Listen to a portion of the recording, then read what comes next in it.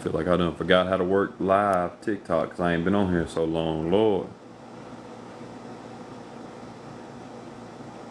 Lord, I'm trying to get it pushed out. What y'all up to? I can't see none of the comments.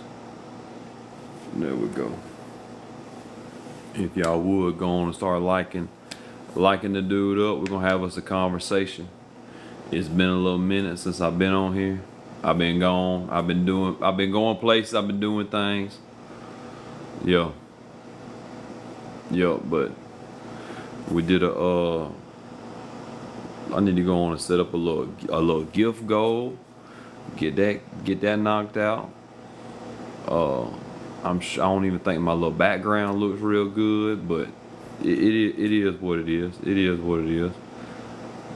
But yeah, y'all go on and like it up. Let me set a little gift goal. Let me remember how to do that, cause I don't remember how to do this shit. That's terrible, ain't it? That's terrible.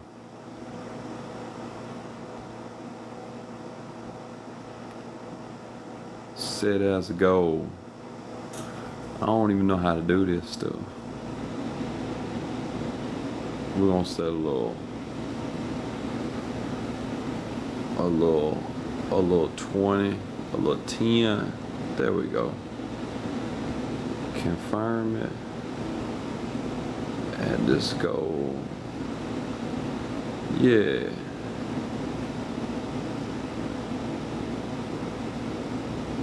Pin. Did that pin? Yeah, look at that. Wow. We're doing things. We're getting stuff going. I'm happy about this. I'm happy about this. What's going on, Maddie? What's up? $20 minimum wage. Yeah, that's the one you want to talk about? I mean, yeah. So what state is that in? All of them. Not in Utah. It needs to be a $20 minimum wage. Okay. Well, it's not. It's Yeah, I know we need to advocate for it. Don't you agree? well, usually what happens is if you raise a minimum wage, the owners of the places can't afford as many workers, so there'll be more unemployment. Yeah, that's a story. That's just not true. Like that's factually not true. I mean, that's economics at its finest. No, that's Okay. All right. Republican economics. So how about this? You own a restaurant. You now got to pay everyone an extra $7 an hour. You can't afford that, so now you can only keep half your workers. How Yep. does that not make sense? All Or right. make sense for me? Make it make sense. Cool. I'm gonna make it make sense for you. Back in like '92, Jersey raised their minimum wage, and neighboring states didn't, and they had no loss of business or employment across chains like McDonald's and such as that. Did you know that McDonald's workers in Denmark make $22 an hour, but the burgers cost the same amount of money? What's the value of a dollar in Denmark? No, they make the equivalent to 22 US dollars. So as in their economy, they're paying workers like if they were getting paid $22 an hour here in the States. And the burgers Yeah, cost the same and the company still makes the money. do And you so know what, why? what you're trying to say is there's not enough money to go around. Like there's not enough profit. And that's just economically not true. With inside of a Well, lot of business. if you think every restaurant is owned by big business, then you might be right. But there are definitely some small businesses who couldn't afford the extra money for minimum wage. And we all know that's a fact. Yeah. So I don't know if you're Well, so coming what from the fact that you so what think you're saying McDonald's can afford it, but a family owned restaurant cannot afford it. And so that's a so fact. what you're saying is the restaurant is not profitable and paying everybody a living No, wage. they're profitable. Do you know what a But if living you got wage to up is? the minimum wage, they're no longer profitable. Do you know what a living wage is? Never heard of it. Okay, a living wage. Could I ask you how old you are? 23. Cool. So a living wage would be the minimum requirement to live in that economy, in that society, right? So what you're saying is that the restaurant is not successful or sustainable because it can't pay the workers a living wage. No, no, I'm not saying that at Yeah, all. that's exactly what you're I'm saying. saying that they are now paying them a living wage, and if you want to raise a minimum living wage up 20-30%, they're not going to be any longer profiting. That's their profit margins right there, 20-30%. I got a no, that's not the profit margins. That's not it at all. Again, so Okay, you what do you think the profit margins are for a typical restaurant? what I'm telling you is the living wage situation. That's Well, really no, I mean, what really matters, what's a profit margin for a restaurant? that's specific to the restaurant itself. That's specific to the business itself. That's Okay, specific to like the a typical business family-owned owners. restaurant. You No, think they're making we're not 100%, discussing one 200% individual. We're not profit margins? discussing. Look, I know that you're 23, but I what we're doing, am. we're I am. not.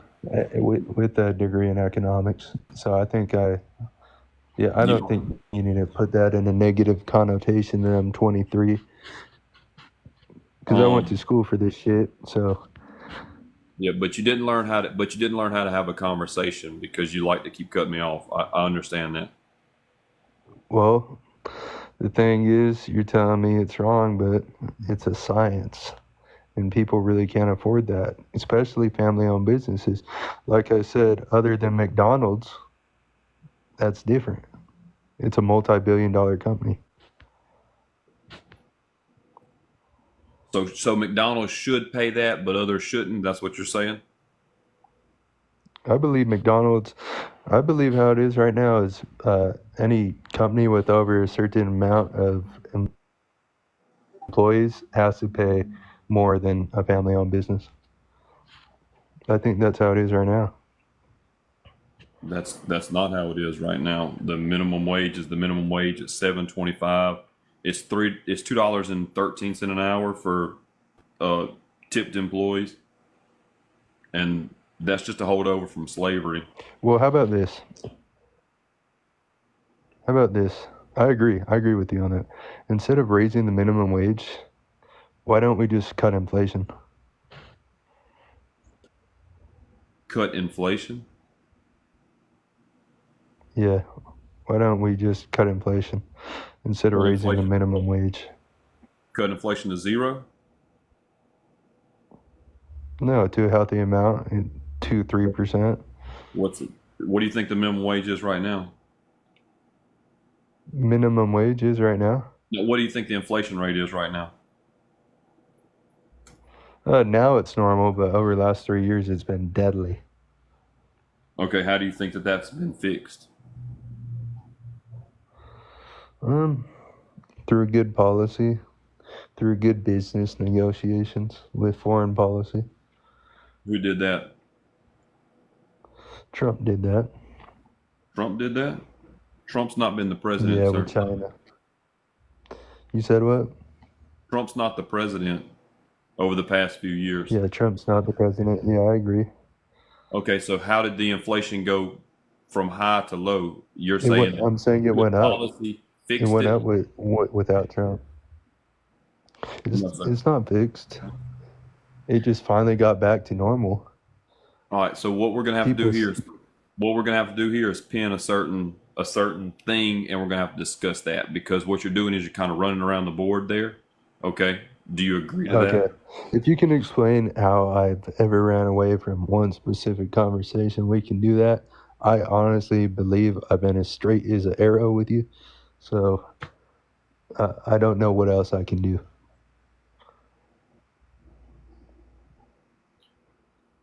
If you want to just talk about inflation, then we'll just talk about inflation. If you want to talk about that a $20 minimum wage should be all across the United States, then we'll talk about that. If you want to talk about the Okay. inflation Yeah, I that's thought we were been done worldwide, talking about the we can do that. $20 minimum wage. The what? What's that? I thought we were done talking about the $20 minimum wage. Let's see what You said you were in Utah. Yeah. How much does it cost to live in Utah? Like rent. Just how? What do you know what the COLA is? Do you know what the COL is? Cost of living. I don't know. I just know what rent is, what I pay in groceries. So what it sounds like is you don't exactly know, but that's okay. So do you think that everyone that lives inside Utah should make enough money to live inside of Utah? Absolutely, but when we have a poorly ran government, I mean, it's hard to do. So you're Like, gonna for you're gonna example, blame the government of not having enough money to live? no, no, I would never do that. For example, gas was $2 with Trump, and now it's $4 in Utah. All right, so hold Doubled. on just a second, just a second. What you're doing now is jumping around, but I would like for you to explain to me No, I'm talking about cost of living. with your degree, sir. I would love for you to explain to me how the government sets gas prices. Okay. Let's hear And that. it's real simple, and it seems like the left doesn't get it. I don't know if you're left or right, but um, when you negotiate with OPEC, you have the power of negotiating, like power of negotiation. If you're a good businessman, you know how to negotiate. Um, for example, that's why Trump had lower gas prices than Obama and Biden, and you can look that up. On average, of $1 cheaper than both of them. Oh And boy. that is a direct correlation with his business skills and knowing how to negotiate with So you OPEC. think, so you think Trump is a good businessman? I know that. Okay, what about the casino that he ran into the ground? You can say all that, but he's protected by LLC, which makes him even a better businessman. That he's protected, and that he knows what to do. And basically, he What knows how about to be now? What indestructible in that sense. he's indestructible. What about all the lawsuits that have been filed against Trump for negligent business practices? Which specific lawsuits are you talking about? What specific lawsuits? Yeah, I know a couple of them just recently got dropped, and a lot of them are getting dropped. So, But way before he was president. okay, I mean, it obviously didn't break him. He's obviously still a billionaire. So, in my eyes, yeah, he's a good enough businessman to go through ups and downs and still make it alive on top. Um, Every Everyone goes through ups and downs in their life. my goodness, y'all. So he's had 4,000 lawsuits against him. Did you know that? I don't honestly. That's really a flex for him because he's still on top. So it really shows me everyone was after to get him, and he's still on top. So I guess it's glass half empty, half full, how you want to look at it. So you think that having a bunch of lawsuits filed against you for Every negligent rich practice? person, every Oh, single rich person has a bunch of lawsuits. I'm sorry that Trump is under a spotlight because he's running for president and he's a former president. Every rich person has to deal with lawsuits. um, wow. So you're cool with that. That's what you like. That's what you think is good. That's what you That's think. just how I guess business is. That's how business is not ran in every rich America. person not every rich person has lawsuits against them, or every wealthy individual has lawsuits against them. But I mean, I some of the can recent I ones can are bet like you they do. the what? I can. You know how many lawsuits? Okay, out of those 4,000 lawsuits, how many came to fruition? Well, just I recently, could lost. I could file suit against Trump right now and make it 4,001. yeah. So just recently, he was found liable of sexual abuse and defamation of character for like Okay. $80 million. Like, do All you think right. that's good So business practice? And then he when couldn't did stop. He couldn't. What was it, Jean Carroll? He couldn't stop saying her name, and so he ended up with more lawsuits because he kept on because he couldn't keep his mouth shut. You think that's good? freedom of speech? The next thing I want to say is when did this all go down with Eugene Carroll? And now why is it being brought up years later? I'm just And saying that that was a lawsuit, and the judge filed it and the judge uh, put it against him to not say it anymore, and then boom, he kept doing it, and then boom, he kept doing it, and it ended up costing him another 30, 40, $50 million. So he ended up, selling Bibles and pieces of his suit to make some money. What? So you're telling me he couldn't say two words, and now he's getting sued for 40, $50 million? He could not continue to say her name, and he did. I guess you didn't know Okay. this, or you don't Yeah. know this. No, I don't have a problem with him using his money for freedom and the fact that he can say what he wants. So you think that because someone is rich, they can say and do whatever they want, no matter what, and they No, no. and have I that don't think anyone should have So their the freedom richer of speech someone is, taken away. you can hush real quick. So the richer someone is, the more that they get to No, say. you're putting words into my mouth, so I'm not going to hush. I think everyone should have the right to freedom of speech, and if you don't, I guess So what you're saying is that I just told you what I'm saying. you Freedom of don't. speech. Let's be civil about it. Okay, just don't put words in my mouth. Yeah, you're equating this to saying that someone should be able to say whatever they want as long as they get to pay, as long as they can just slap a little fine and pay what it is and then move on, and it doesn't matter. And you think that's a good thing because they're rich and they get to say and do whatever they want. So therefore, consent No, doesn't matter to you. It just depends on no. how much money you have. You're absolutely putting words into my mouth.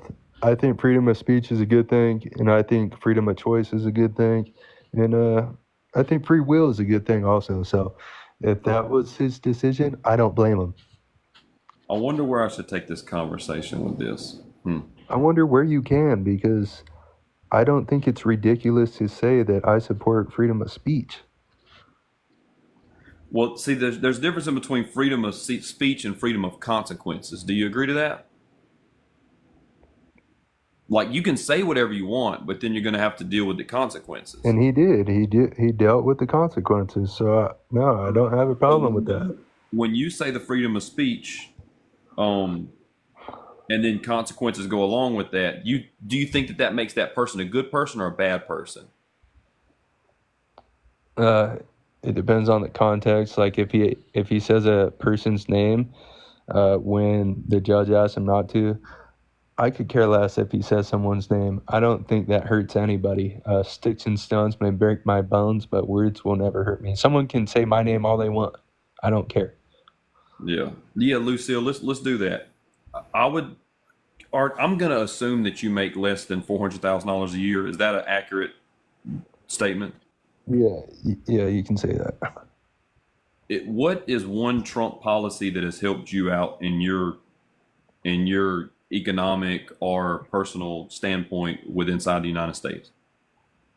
Yeah, he lowered taxes for everybody. He didn't. He That's didn't. that's there. Are This you year, sure you when you want to filed, say that? yeah, this year when you filed Okay. taxes, he did for a period of time. You got a little bit of extra money back. And we're still under his policy today, right? And when you file your taxes this year, you're going to understand. Have you read the tax code or no? Or are you just repeating what somebody else said? No. I understand that we're under his policy for a number of years and not infinitely, but you're trying to say that that didn't benefit me. It did, and it also benefited you. So I don't get It, why you're it against didn't. that. It didn't benefit me, but you didn't look at the tax code. Why didn't it? Do you take cash under the table? I got no problem with that. No. Just the way that the business is incorporated and the way that I make money and such. I didn't get a lot of tax benefit or break from that. A From that. lot? You didn't get a lot? Well, I didn't get a lot Like, either, but I got some. And I acknowledge the fact that he actually did that because a lot of presidents talk about it and they don't perform. So my question is, why are you so against him? why am I so against a convicted felon that does Now, have now no let me ask you this. that has no Uh, boundaries and doesn't have any everyone concern everyone about says this convicted felon. What else would you and could you say about him other than that self-fabricated nonsense that you guys put have on to you him in the yeah last year? Have you seen anything when he's talked about his daughter and how beautiful she is and how he would date her if it was socially acceptable? Have you seen anything like that? I don't care. You don't care that an old man is Calls his daughter objectively your daughter. beautiful. No, I don't care. Especially when it's in a context of being nice and not actually sexual about his daughter. I Oh, have no care in the world. And that's what you guys do. You take words and spin them in your own you haven't fantasy, watched the you and you try and make it look like something it's not. That's exactly what you guys do. okay, so when somebody is convicted of sexual assault and rape, is that enough or no? Because he's But done what are you those talking also. about? I'm He's talking never been about convicted for rape ever, he ever. has. Ever. He So has. let's get that clear. Maybe maybe SA, and I don't even know if that, but never grape. So I don't. What do you You need to think? quit What do you pushing think that SE narrative. is, sir? SA is like slapping a girl on her ass at a party, and grape is unconsensual sex. It's a huge difference. Yeah, and he's been Section convicted of SA rape. is like accidentally putting your hand on a girl's thigh when she's giving you signals. That's SA. SA is going in for a kiss, and she didn't want that. That's SA. So don't ever compare grape to SA. Grape is SA, sir. That is a type of sexual assault. Do you See, understand this is that? what you're doing again. You're Sexual twisting assault. words. Let's get I'm this not straight. twisting your Without word. you, You don't understand the no, language, you're and I not don't know. twisting my words. Let's get this straight real quick. Going Oh, in for a kiss? Or what's wrong with you, bro? Do you not want to have a conversation? I'm not muting you, so I don't know if it's you or if it's somebody else. But look, so Do I you have first mods? first off, yeah, there's plenty of mods. First off, let's Yeah, have tell a him quit muting me. if you. I don't know if you need to have a voice, to be honest with you. It's almost Okay, well, that's comical. It's almost comical respectfully, on what you don't respectfully, know. that was very disrespectful on your side. Because I'm I'm just just telling you arguing the truth. logic. Look, I want to read the definition of non-consensual sexual act. The term sexual assault means any non-consensual sexual act prescribed by federal, tribal, or state law, including when the victim lacks capacity to consent. So, grape falls under that definition. Okay. Hey, bro, you ready for a logical question? If you can answer it, I'll agree with you. All right, because right now you're pushing a narrative that's completely untrue. In the justice system, if rape and sexual assault were the same thing, why is there two different charges for each? Why is there two different charges for Yeah, if they were murder? the same thing, Listen. Hold on. you get it. This Think about it. Think this about it. okay, and I've thought about it. What's the difference in between manslaughter and murder and a Huge difference. homicide? They're all there. Someone is unalived, but adding the context of who a homicide is different than a murder, right? No, that's like rape and SA is like manslaughter and murder. You know what manslaughter is? Somebody got unalived, right? Well, I can give you a perfect example of manslaughter. Okay, I let's accidentally hit someone in the car when they were walking, and I had no intent to do it. It was at night, and I didn't see them, and boom, that's manslaughter. The intent with murder is the intent to go off somebody out of anger. So yes. it's So completely different. no, it's not completely different. Yes, it is completely It's not different. completely different. It's Do you it's hear it's what in you're the same saying? ballpark. Okay, it's in the same Dude, ballpark of people problems. go to manslaughter. People get manslaughter charges every day. And honestly, those people, it's really sad what happened to him. Just like the dude who lost his brakes as he was driving the truck and killed people because he lost his brakes, that's manslaughter. And you're trying to compare that to murder. Look at the Can you read the screen. article on the screen? Yeah, Keep getting muted. So please don't ask me a question and then mute me. Look, I don't know if you muted yourself or not or what, but I don't think the mods are doing it. Okay, so Want but, to but can you read that? Can you read that out loud, please? F. Gene Carroll. Yeah, well, I have other sources that say that's a complete lie. So you can't This bring was from sources the from a judge. biased The source judge clarified. How is that a lie? because I can pull up a source right now that says it was not. That's a complete lie. What you're pushing right now, you're pushing a straight up lie. A lie from the actual judge No. presiding I over can the bring case. up straight sources that contradict what you're showing right now. Multiple. The source is the judge So that you're pushing presided on the narratives. case. You're pushing narratives. And last thing I want to say, all this shit talk you guys say on Trump isn't going to help Kamala do any better day one. So why don't you guys start focusing on who you're voting for? Sir, what you're the one that centered Trump in this situation.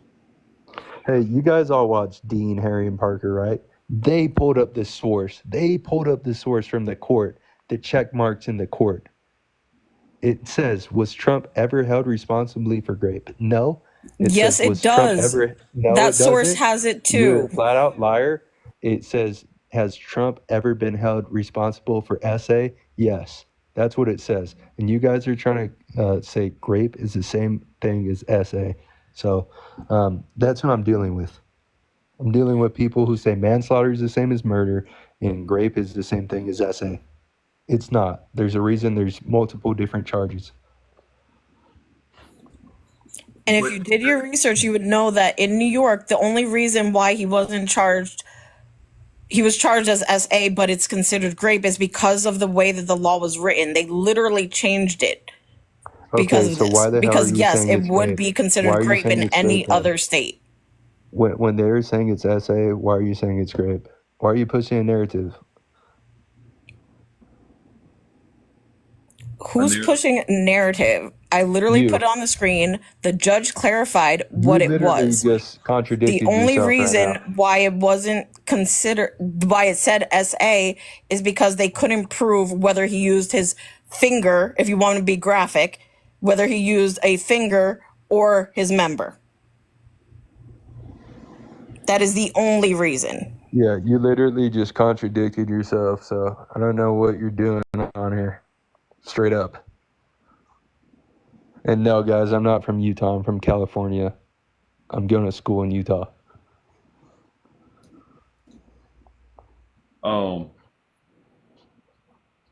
I just don't understand. I don't understand why you don't believe that. Yeah, Serene keeps asking, "Are you a Latter-day Saint?" No, I'm not. Okay, that checks out. So what you're describing as SA, that is SA, and no one's saying that it's not. But grape falls under that. It's a form of SA. Why don't you agree with that? I mean, I can agree right when you answer the question. Why do people... Can you hear me? Mm-hmm. Unfortunately. Can you hear me? Yeah. Okay, because I see little bars on my name, so I'm not sure if you can hear me. Okay, I can agree with you right when you answer this question. In the legal system, why is it that people are charged for grape and then people are charged for SA, and it's completely different? If they're the same, why wouldn't they just be charged as one count instead of two separate counts? Because one is more severe than the other.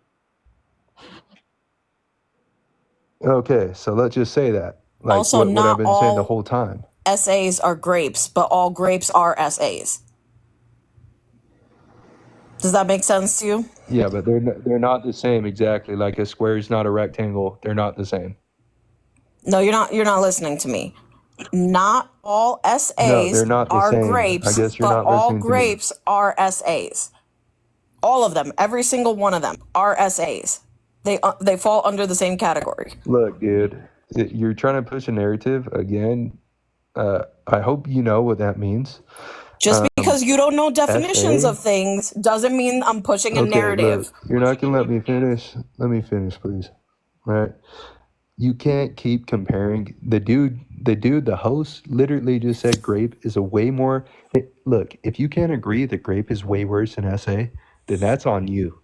And that's sick. And that's on you. But I'm not going to tell you what to think. I'm going to just tell you the facts and give you logical questions. And if you Why are can't you answer being a them, grape then that's on apologist? you. Yeah. And there you go again. You're sick, to be honest. No, you're I think I'm you're sick, but you're the projecting one right now, voting man. for a man who was guilty of SA and grape. It's funny. It's funny that he was supposedly guilty as that years later when he's running for president. And guess who's doing it to him? Oh yeah, the DNC. So yeah, I could care less what the fuck you say. To be honest, you're coming from a biased source, biased opinion, and it's bullshit. Because honestly, you guys would have nothing else to say other than, oh, he's a convicted felon because he did such a great job with the economy. He did not do such a great job with the economy. The And like economy I is say tanked this, because of him. yeah. sure it has. Just like Obama took Bush's horrible thing, and Obama's economy was a reason. You're tracking. You're tracking. The blue presidents have better economies than red presidents. That's a fact.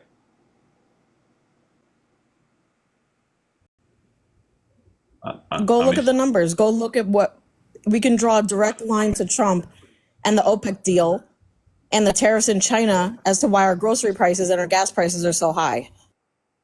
yeah. But we might not even Go need to look go at the that. OPEC deal. Yeah. Yes, it's drawn a direct line because of Trump and the OPEC deal that he did. Uh-oh.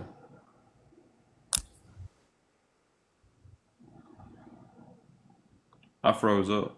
Can y'all hear me? So you do know that he shut down 16 oil refineries, right?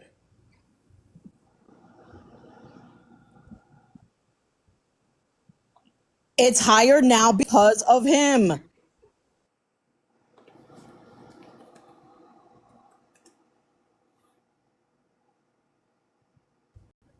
I literally am telling you the reason why it's more expensive is because Sure, your biased reason, of course. Like you want to point fingers and blame everyone else and not take responsibility for the horrible job the left has done. Of course, that's what you want to do. When's the last time? Let me ask you this logical question. When's the last time you've seen a Republican ever blame a Democrat? every day. No, for a bad economy. Did Trump? Every Did day. Trump blame his You're doing it economy right now. for What are you talking a bad about? economy? You're Never. doing it right now. Never. How am I doing it It right has now? been historically proven that under Democrat rule, we have had better economies every single time.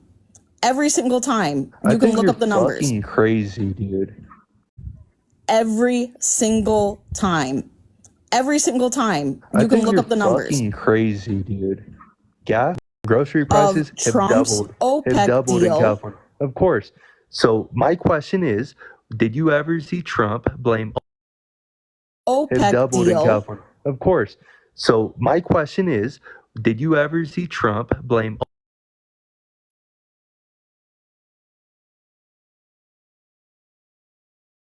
economy? Fucking never. When's the last time you ever seen a Republican blame a fucking Democrat? Never. You see Democrats Blame blame him for his Republicans great all the economy? time. No, he was Obama did thanking it him with for the Bush. great economy. Obama did it with Bush. And Biden did it with Trump. That's what you guys do. You point the fucking finger. You don't accept responsibility. That's why you guys are pro-choice and not pro-life, because you run away from responsibility. That's what it is.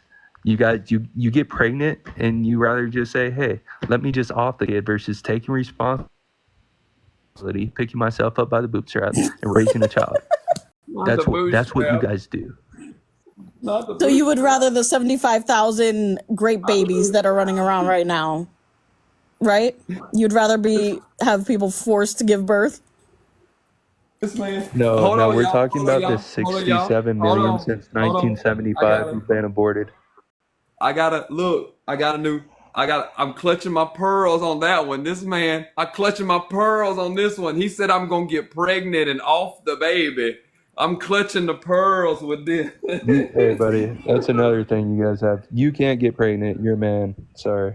Oh, you told me. You told me that you guys get pregnant. That's what you said.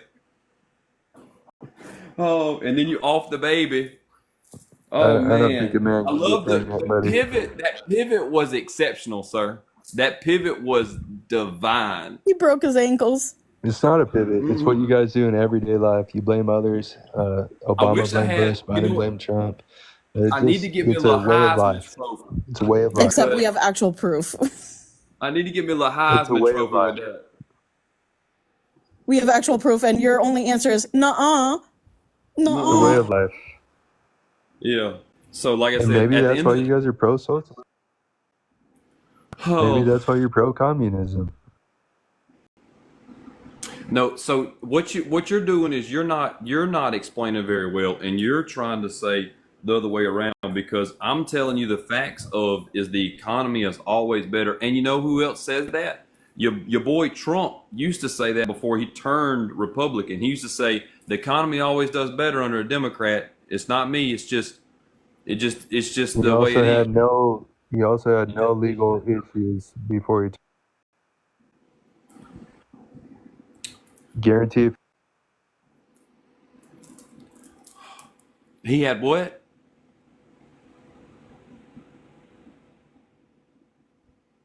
I keep getting muted. I guarantee if he was a Democrat, he wouldn't be facing any of these charges.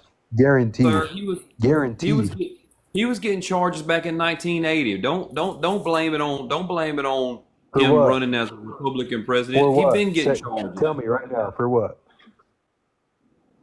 For He got what? he got charges. He got charges. Hey, thank you for the heart, me. He got charges back in the 80s because he did some racist ass stuff with some black guys in the state in Central Okay. Park. Or So something. he's never been charged with felonies ever until now. He's never been charged with felonies until now. Yeah. Okay. Good job. He's had over 4,000 lawsuits. Yeah. Exactly. Just because he hasn't been done any Yeah, felony, he's which a I mean, I'm sure he businessman. Of has. course, you're gonna get lawsuits all the time. The what? Who's your favorite businessman, buddy? Who's your favorite businessman? I don't idolize any businessmen. No, me either. Me either. Who? Fine. What music do you listen to? Is there any person, any celebrity that you think? trying Hey, to I think relate- he's a decent person. You're trying to make a hard pivot, or you're trying to relate to something, or you're trying to, and it's not here. You see what I'm saying? You're out of talking points No, with this because whole. you're trying to saying make his Trump into 4,000 something he's lawsuits not. make him a bad person. I'm not Yes. pivoting. I'm actually running Yes. straight to the question. I'm going straight forward. Okay, here we go. You think he's a bad person because he has lawsuits? Yes, and okay, please let me just talk out loud for a second. 1973 federal housing suit. In 1973, Trump was accused by the Justice Department of violations of the Fair Housing Act in the operation of 39 buildings. The department said that black testers were sent to more than half a dozen buildings and were denied apartments, but a similar white tester would then be offered an apartment in the same building. The government alleged that Trump's corporation quoted different rental terms and conditions to black people. It just says black, and that in itself is racist, and made false no vacancy statements to black people for apartments they managed in Brooklyn, Queens, and Staten Island. That makes him a bad Okay, person. two questions. When was the Fair Housing Act enacted? You just said 1973 is when this went down. Why don't you search up when the Fair Housing Act was enacted? The Fair Housing Act was part of the Civil Rights Act of like 1968 about housing discrimination. Okay. Did you look that up, or are you looking that up off the top of your head? But I got a grown folks computer right here. But are you trying to justify discrimination? Is that what you're trying to do here? No, I'm not trying to justify anything. So it was recently, right after the Fair Housing Act. You lived in a whole different time, 50 years ago, the civil rights, where typically why people want to. I'm completely against that. We're in 2020 now. Things have changed. You're So you're breaking. bringing things up from 50 You years got that ago. MAGA My Wi-Fi. question is to you: do you vote for Biden? Yes. My question to you is: do you vote for Biden? Okay. So I'm gonna Yeah. bring up something for Biden from 50 years ago. He called blacks super predators. That's racist. The what? The what now? You're breaking it. I appreciate the gifts. The gift goals has Biden, been getting knocked can out. you hear me or not? What about All you can Biden? say is, what about Biden? If Biden did something illegal like Trump did, let him go to jail too. Yeah. Any one of them. If any one of them does something illegal, Okay, let them go to I'm jail back. too. We don't care. Yeah, you still voted for a racist.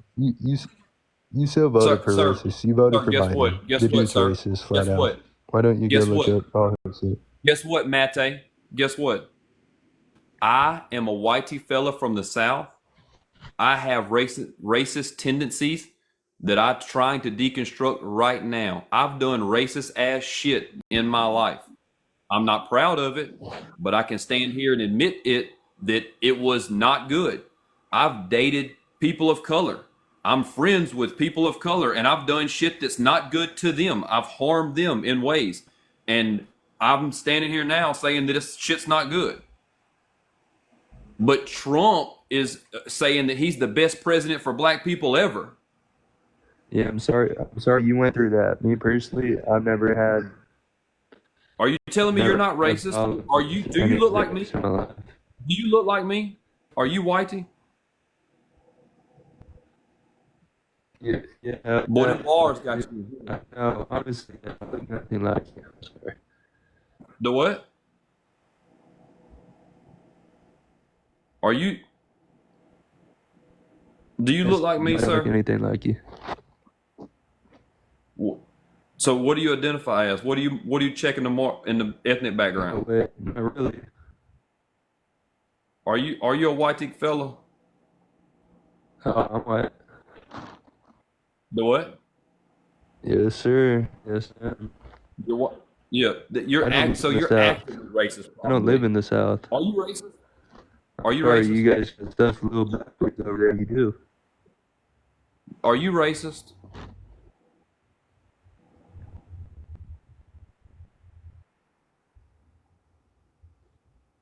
Dang. No.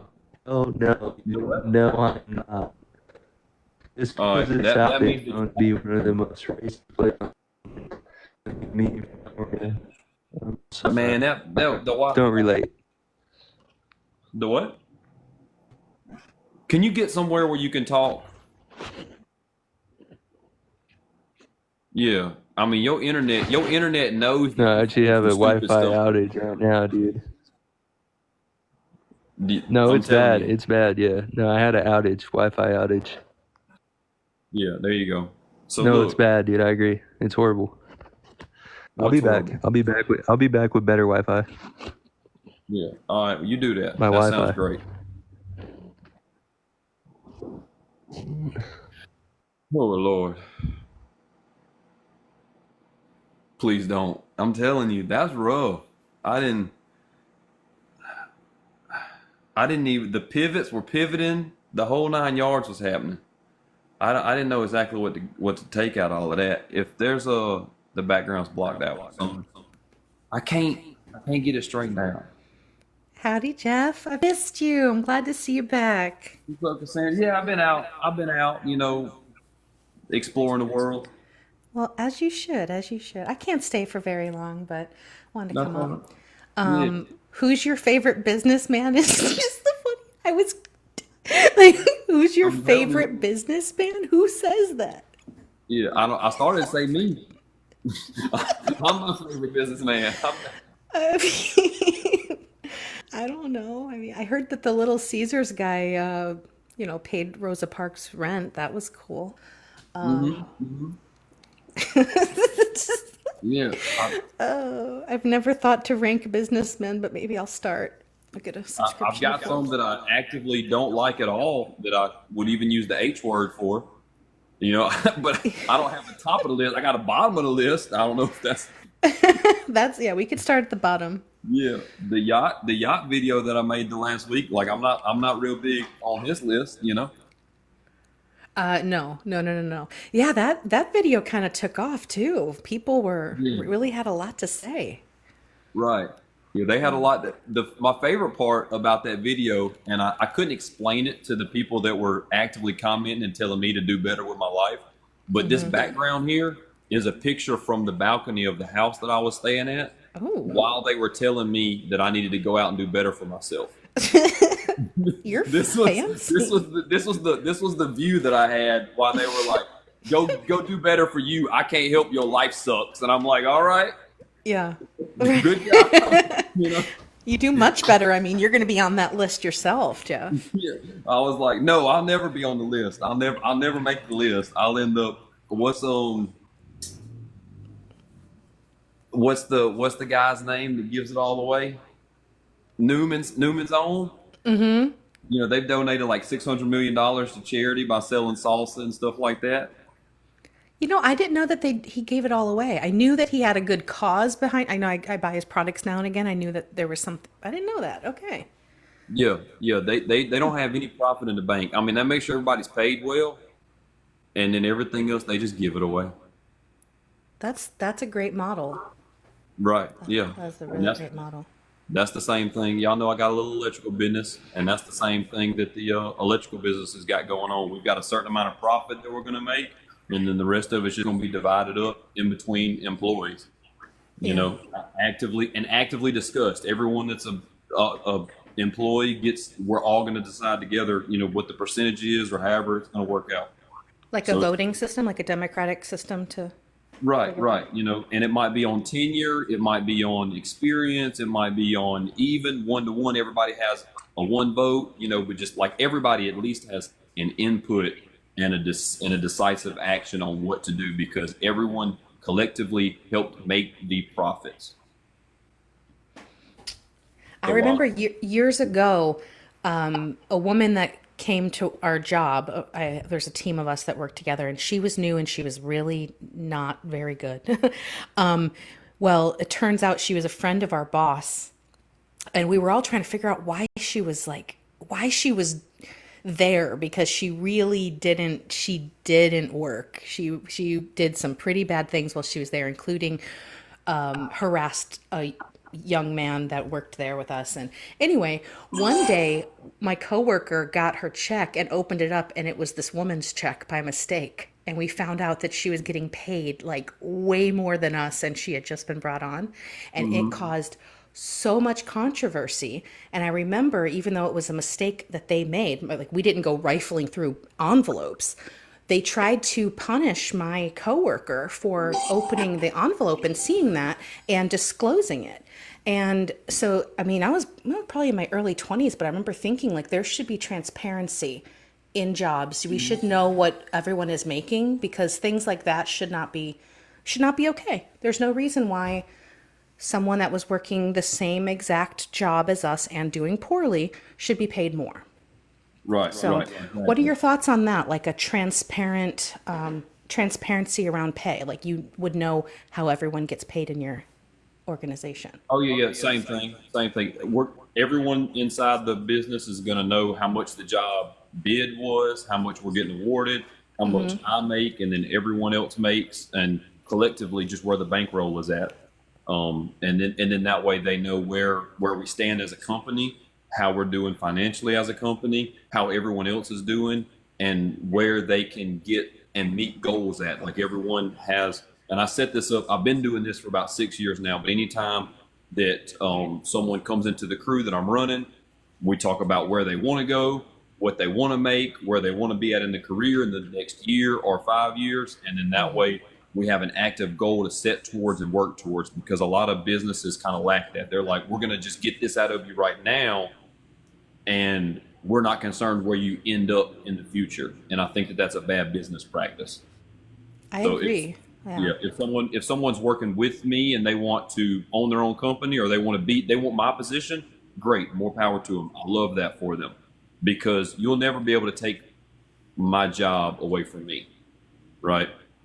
You'll never be able to take my work ethic, and you won't. Like I said, you might be able to replace me at the current job right now, but you can't take my job because my job can be anywhere for anything. You know, you can't Right. take my skill set away. So I'm never concerned about that. Right. Yeah. So I just wanted to let you know, I mean, like I said, I can't stay for long. I'll be up here though. I hope you get some ops in here. But I just logged into my backup as well.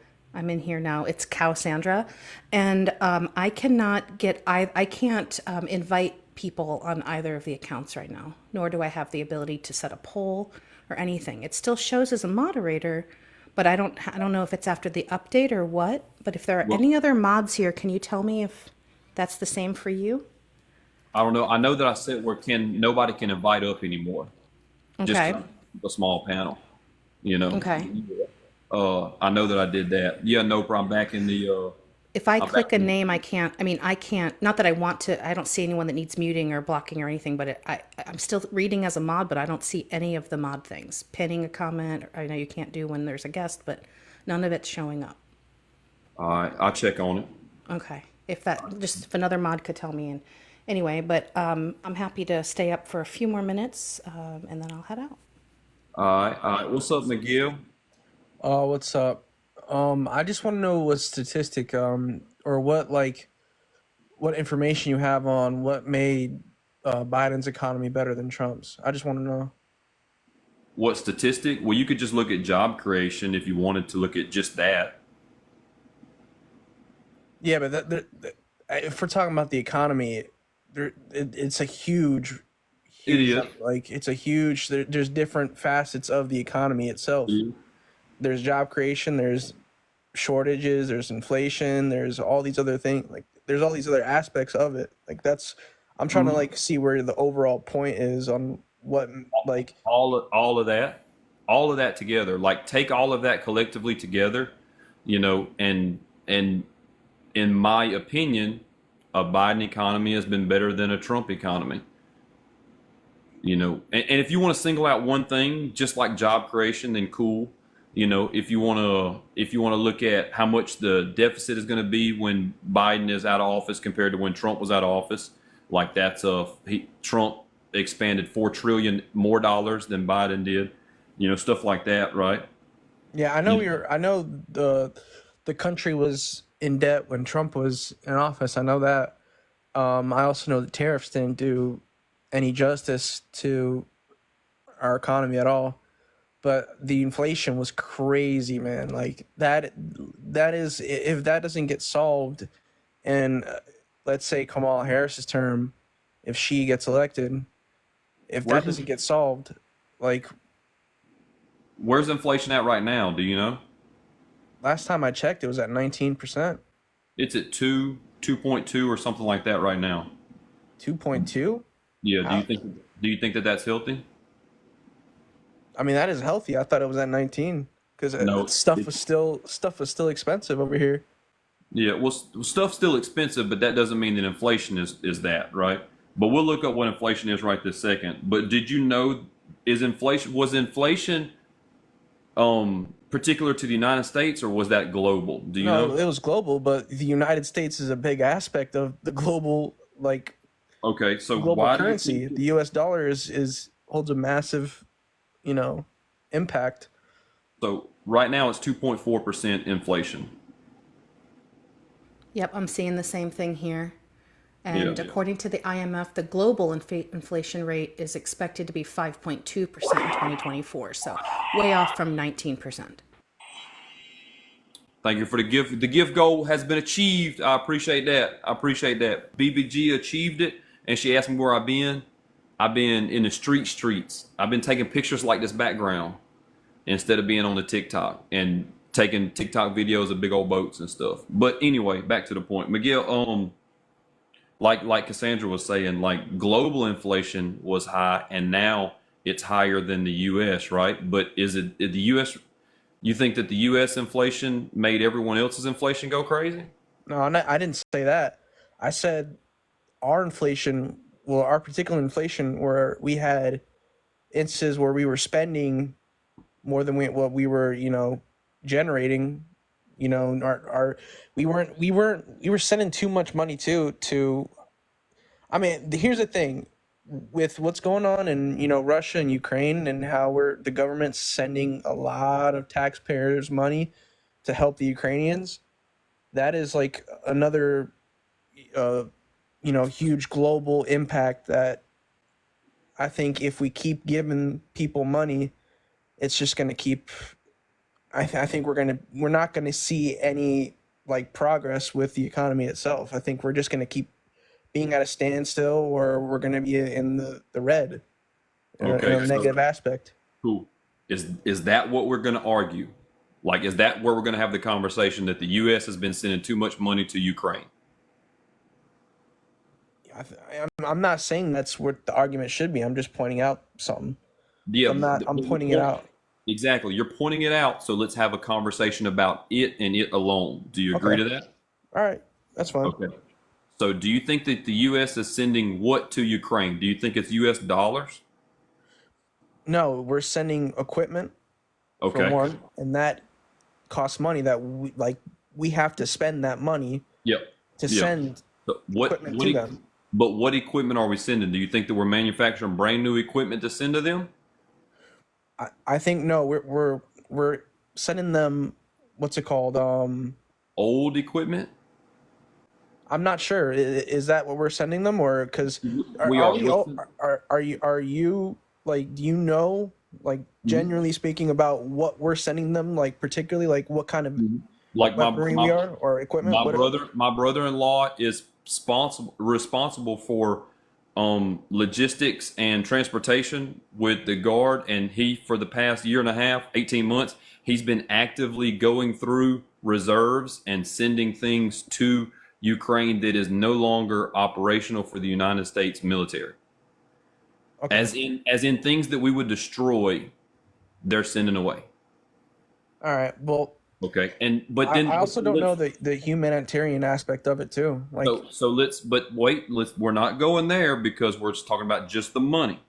So then what we're doing is we are replacing those things with new things for us, right? So we're sending them the old Honda Civics and the old Pew Pews and stuff like that, right? We're sending them that. Total, the United States has spent $56 billion together on new equipment for us, and anything that do with Ukraine, we've ended up spending about $56 billion. Okay. Do you think Well, that's a lot of I money? think I thought it was more than that. I thought it was I thought there was a package where they sent 300 billion to Ukraine itself. Mm-mm. And like, wait, are you like saying 56 billion total, like time period, or are we talking about, because they have sent they spent way more money than that. 56 billion. I know that they've spent way more on Ukraine than that. Okay. How much do you think that they've spent then? Over 300 billion. I'm going to need you to substantiate that. How about that? All right. But secondly, do you know that we have a budget for the military every year? Do you know that?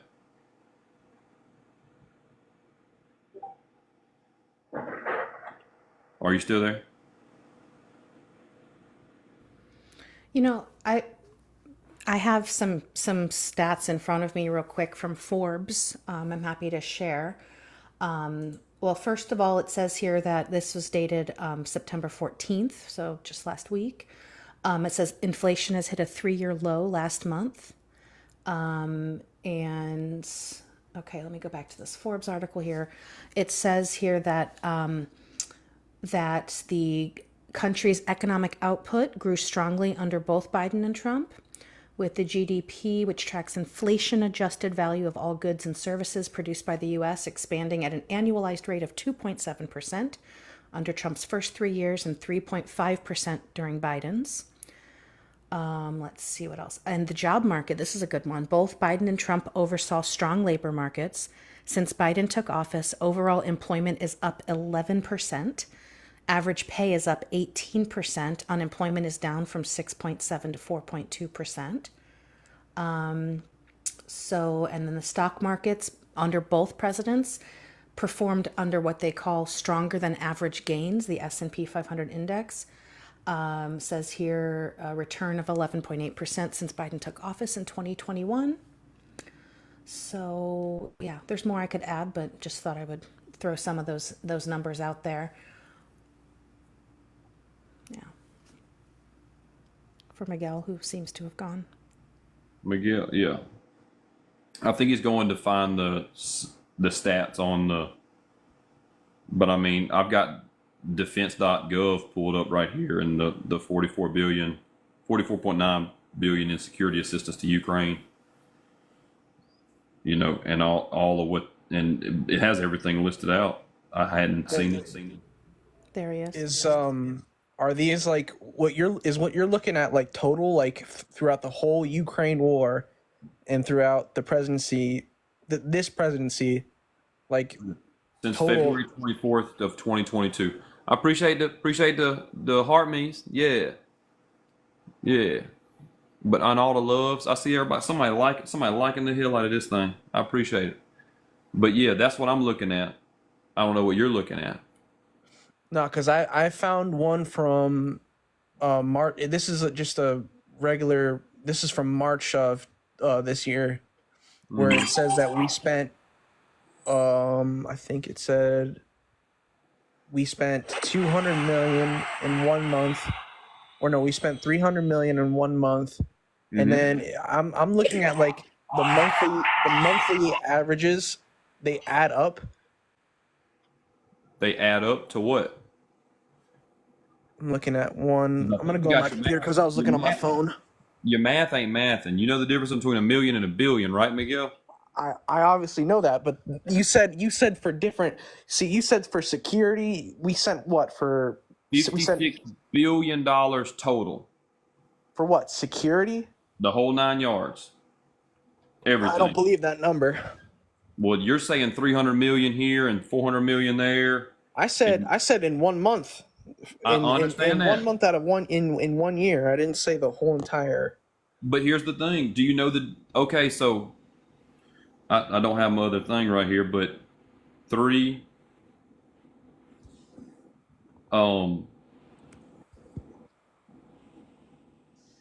you can spend $100 million a month, and you've only got the $1.2 billion a year. You understand that, right? The war's only been going on. That's only for one aspect 2 of years.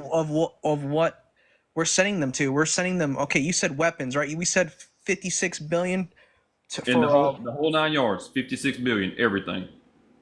No, that's not true. Everything.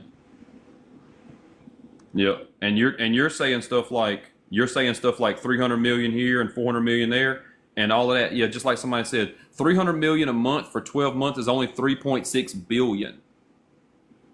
And it's only been going on for 2 years. So you could spend $600 million a month and you still haven't got to the $56 billion number that I'm saying. And this is the part that I'm trying to get to. Now, It says this one thing. Okay, since the war began, the U.S. Congress has voted through 5 bills. Hold on. Do you got room service? Is that a hot ready pizza? Is it DoorDash? Pizza sounds so good my right now. pops. Oh my god. Is it DoorDash? Did you No, get a it's Big my- Mac? It was my pops. You just wonder if I wanted something. I'm good. Oh, But it was here's the Daddy thing. Dash. How old are you, Miguel? I'm 21. Okay. Okay, then bet. All I'm right. Since the war began, the U.S. Congress has voted through 5 bills that have provided Ukraine with ongoing aid, doing the most recently in April 2024. The total budget authority under these bills, the headline figure, is 175 billion. The historic sums are helping a broad set of Ukrainian people and institutions, including refugees, law enforcement, and independent radio broadcasters, through the most of the aid that has been military related. Dozens of other countries, including the most members of the NATO organization and the European Union, are also providing large aid packages to Ukraine. So that's just one. It says 175 billion. And the U.S. voted on all of that? And was all U.S. money, or was it from other countries? No, this is This is to like U.S. related. That it says dozens of other countries, including. No, this is This is to like U.S. related. That it says dozens of other countries, including. Uh-oh. It says dozens of. It says dozens of other countries, including. Uh-oh. It says dozens of other countries, including most members of NATO and the European Union, are also sending aid packages to Ukraine. So it's not taking those into account. It says the U.S. figure is 175 billion. Okay, so cool. Let's go to that 175 billion, because that'll still prove the point that I'm talking about. 175 billion. That's the number that you want, right? That's just from one source. We don't. got- I we don't gotta know. decide on I'm not something in again. the foreign aid room where I can come up with the exact figure of how much we spent, but I know it's over. It's a huge amount. A lot of money. Yeah, yeah. Honorable traits. Yes, I'm a fella that supports Harris. Do you want to come up and talk about it or not? Talk to your algorithm if you don't want to see me. Don't talk to me. But 175 billion, is that? I'm not in the room either, sir. I don't even like the government like that. But is that the number you want to hold on to? If you wanna, what are you trying to make out of that number? I just got some things that I want to talk about, but we got to decide Okay. on how much money that we're wasting per se on this Ukraine thing.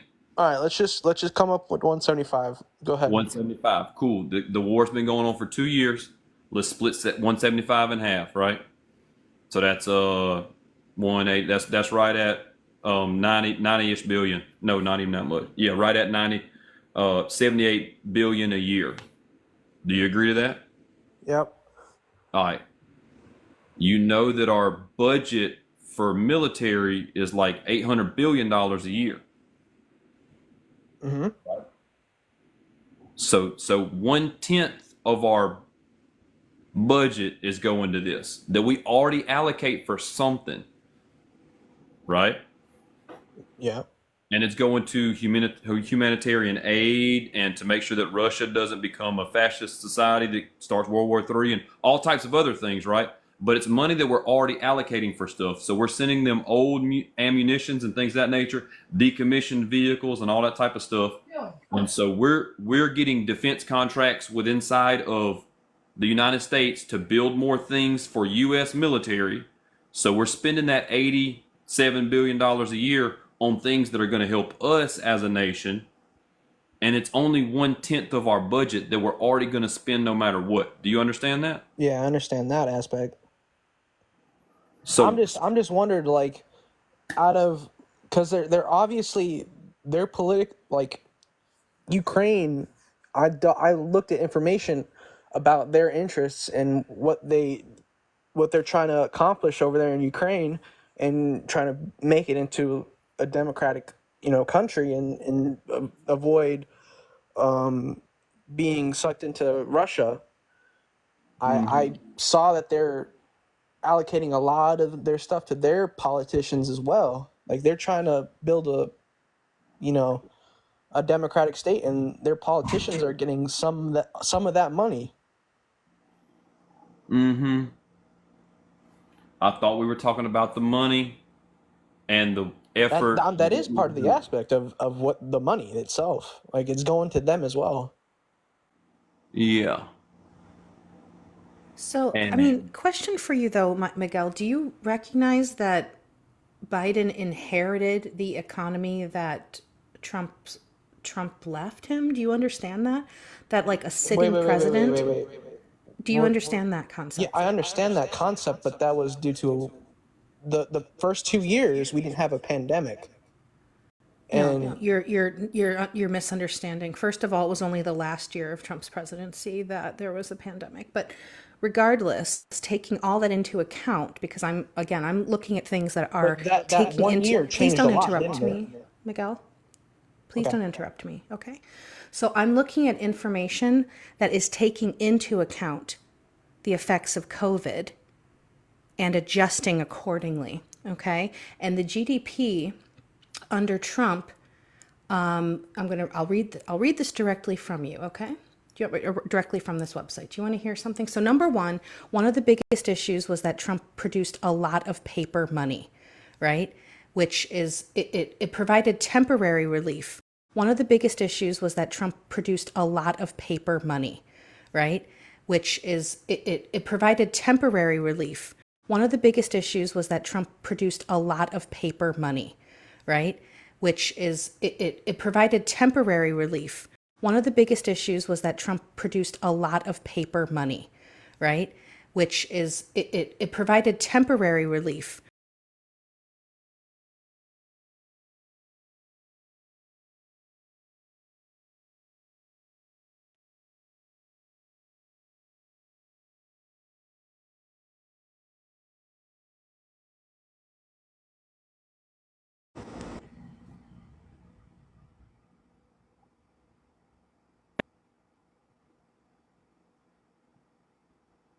Can we hear? I'm trying to. I don't know. Something's up. I heard like an echo, and I muted my mic, and it seems fine, but it's whatever. Oh yeah, I think the update's fouling everything up because it just shut me out. It just kicked me off my own live, like Am I echoing now? like I got blocked. No, I think it's not anybody's mic. It's the The app. it's TikTok app. Yeah. So all I'm saying is that the extensive printing of money created a short-term effect that boosted the economy and the stock market, but Biden had to foot that bill. Biden had to foot that bill. So you can talk about Ukraine, you can talk about Israel, you can talk about all the other things where money is going, and I agree that like that's a lot of spending, but you brought up inflation, and I'm here to tell you that like a lot of that is not Biden's fault. A president in 4 years' time cannot possibly undo the work of the president that was existing for 4 or in some cases 8 years before them. But That's not how it works. Wait, are you saying It's not how- so this will be your first election voting, right? Because you said you're 21. Hold on. Let's step back for a Wait, second. wait, no. What I wanna. I'm not money trying to sidetrack. was printed? Who's interrupting? I'm sorry. What? I'm interjecting. What money was printed? But like U.S. dollars. Those Okay. those things. What was it that was printed? Like 20s, hundreds. Wait, hold on, Jeff. That was Cassandra's point. How come you're answering? Well, you just asked a question. I mean, and that was Cassandra's point, but that was the point of it. Is there was a lot of, there was a lot of money that was being printed, from the printing presses. Like it comes out in a big sheet and they cut it all up, they stack it all up, and then they send it on out. You know what I'm talking about? But what exactly was that printing? Like Slated for. U.S. dollars. You're not being specific enough. Okay. Then maybe ask the question a little bit different, because money being printed, it was being printed to be used, right? Yeah, for specific things such as military spending, right? That's printed money, especially printed on interest, not from actual money we have. We're actually writing bills and spending them on our interest. So what money was printed during the time that, on Cassandra's point, which I don't know why she's not refuting it. And I don't know why you're coming up here with so much attitude and treating me with Whoa, disrespect. excuse me. No, excuse you. You're right. Yeah, I don't. Now this is what I was talking about with the algorithm, right? One thing you can do with the algorithm to make it give you what you want is that you close the app when you see something you don't want to. And I've been doing that for about 2 days whenever lives like this come up. And what I've noticed is that it tends to show the men trying to converse and debate and it's flipped from how it used to be. And this is the same strategy with the host and the one person who's like the hard hammer to be very rude when I'm actually talking about points here. So if we can get back to the point, which is what money was printed, that would help out. Why are you telling me how TikTok works? Well, I made that point in my comments, and you're So you're in the comments well, even though hold you're on. on the panel? Why don't you stick to speaking on the panel? No, Because if you're in the comments, you're not paying he said attention. something in the comments, and then I brought him into the panel to have a discussion. And he's been up here while Miguel was saying stuff back and forth and back and forth and back and forth about Ukraine, and he's been on mute the whole time. Honorable. So, like it's fine. We're gonna have this discussion. But please, let's go back, to the point that we're talking about with the money printing. And what about the money printing itself? What is What was the specific money printing that you're talking about? Donald Trump had? It looks like No, he's talking about Cassandra's point about that she brought up. $7 trillion printed during his presidency, extra, for whatever reason, right? Yeah, what is the specific reason? To pay bills, apparently, right? I mean, it ended up being right at $8 trillion that was printed to give out stimulus checks and things of that nature. Okay, so stimulus checks. Did you know that those were a tax money? So that means the stimulus check that you accepted when you went and filed your taxes, you had to pay those back. Did you know that? Some of them you did, some of them you didn't. Which ones that you didn't? I'm not sure. Okay, good. But the ones that were mostly given out, you had to pay back. I had to pay back. You did because you're probably a small business or something of that nature. But I'm not a small business. So you move $500 million plus a year? No, I don't. Okay, then you're a small business. I'm not a small business. Then what are you? I'm a single taxpayer. I file as a person, not as a business, not as a LLC, not as a sole proprietorship. So you didn't get a PPP loan? No, I didn't take a PPP loan because I don't have employees. Okay. Just to clarify, I was referring to now the money that was printed, the national debt that Donald Trump built with his two hands, was before even the pandemic. So I'm not even referring to stimulus checks or PPP that came out with the pandemic. If we're going to talk about the national debt, you have to talk about other like aspects of the economy itself. Like with our annual, like our average annual GDP growth, like I can go back to Obama. Our GDP growth was about 1.5% over like under Obama, and when Trump had a higher GDP percent before COVID happened, and then once COVID happened, it dipped, and then we saw our what's it called? Our inflation rise. And I mean, let's not talk about like, who led the economy the best. We had a bad economy because of a pandemic that no presidency could solve. Incorrect. I'm sorry. I don't know how many times I can tell you that. What I'm telling you is that before the pandemic hit, we were already in crisis due to overprinting of money. We had yes, we were. We had a GDP growth of 2.6%. Do me a favor and look. We're not talking about GDP.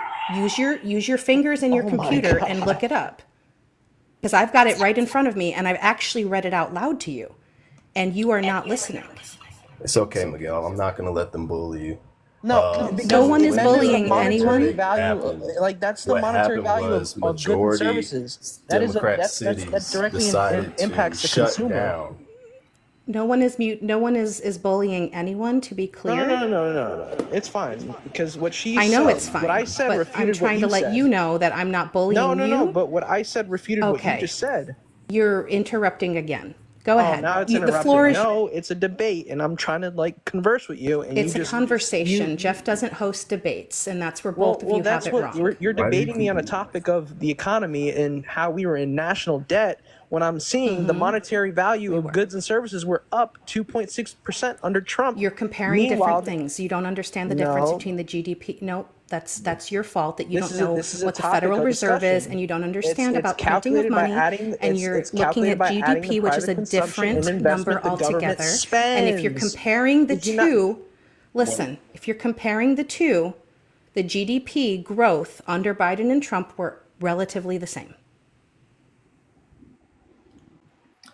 Yep. Yeah, so this is why a lot of people don't join these lives because of the constant censorship when other people are actually trying to tell you what lived experience is like.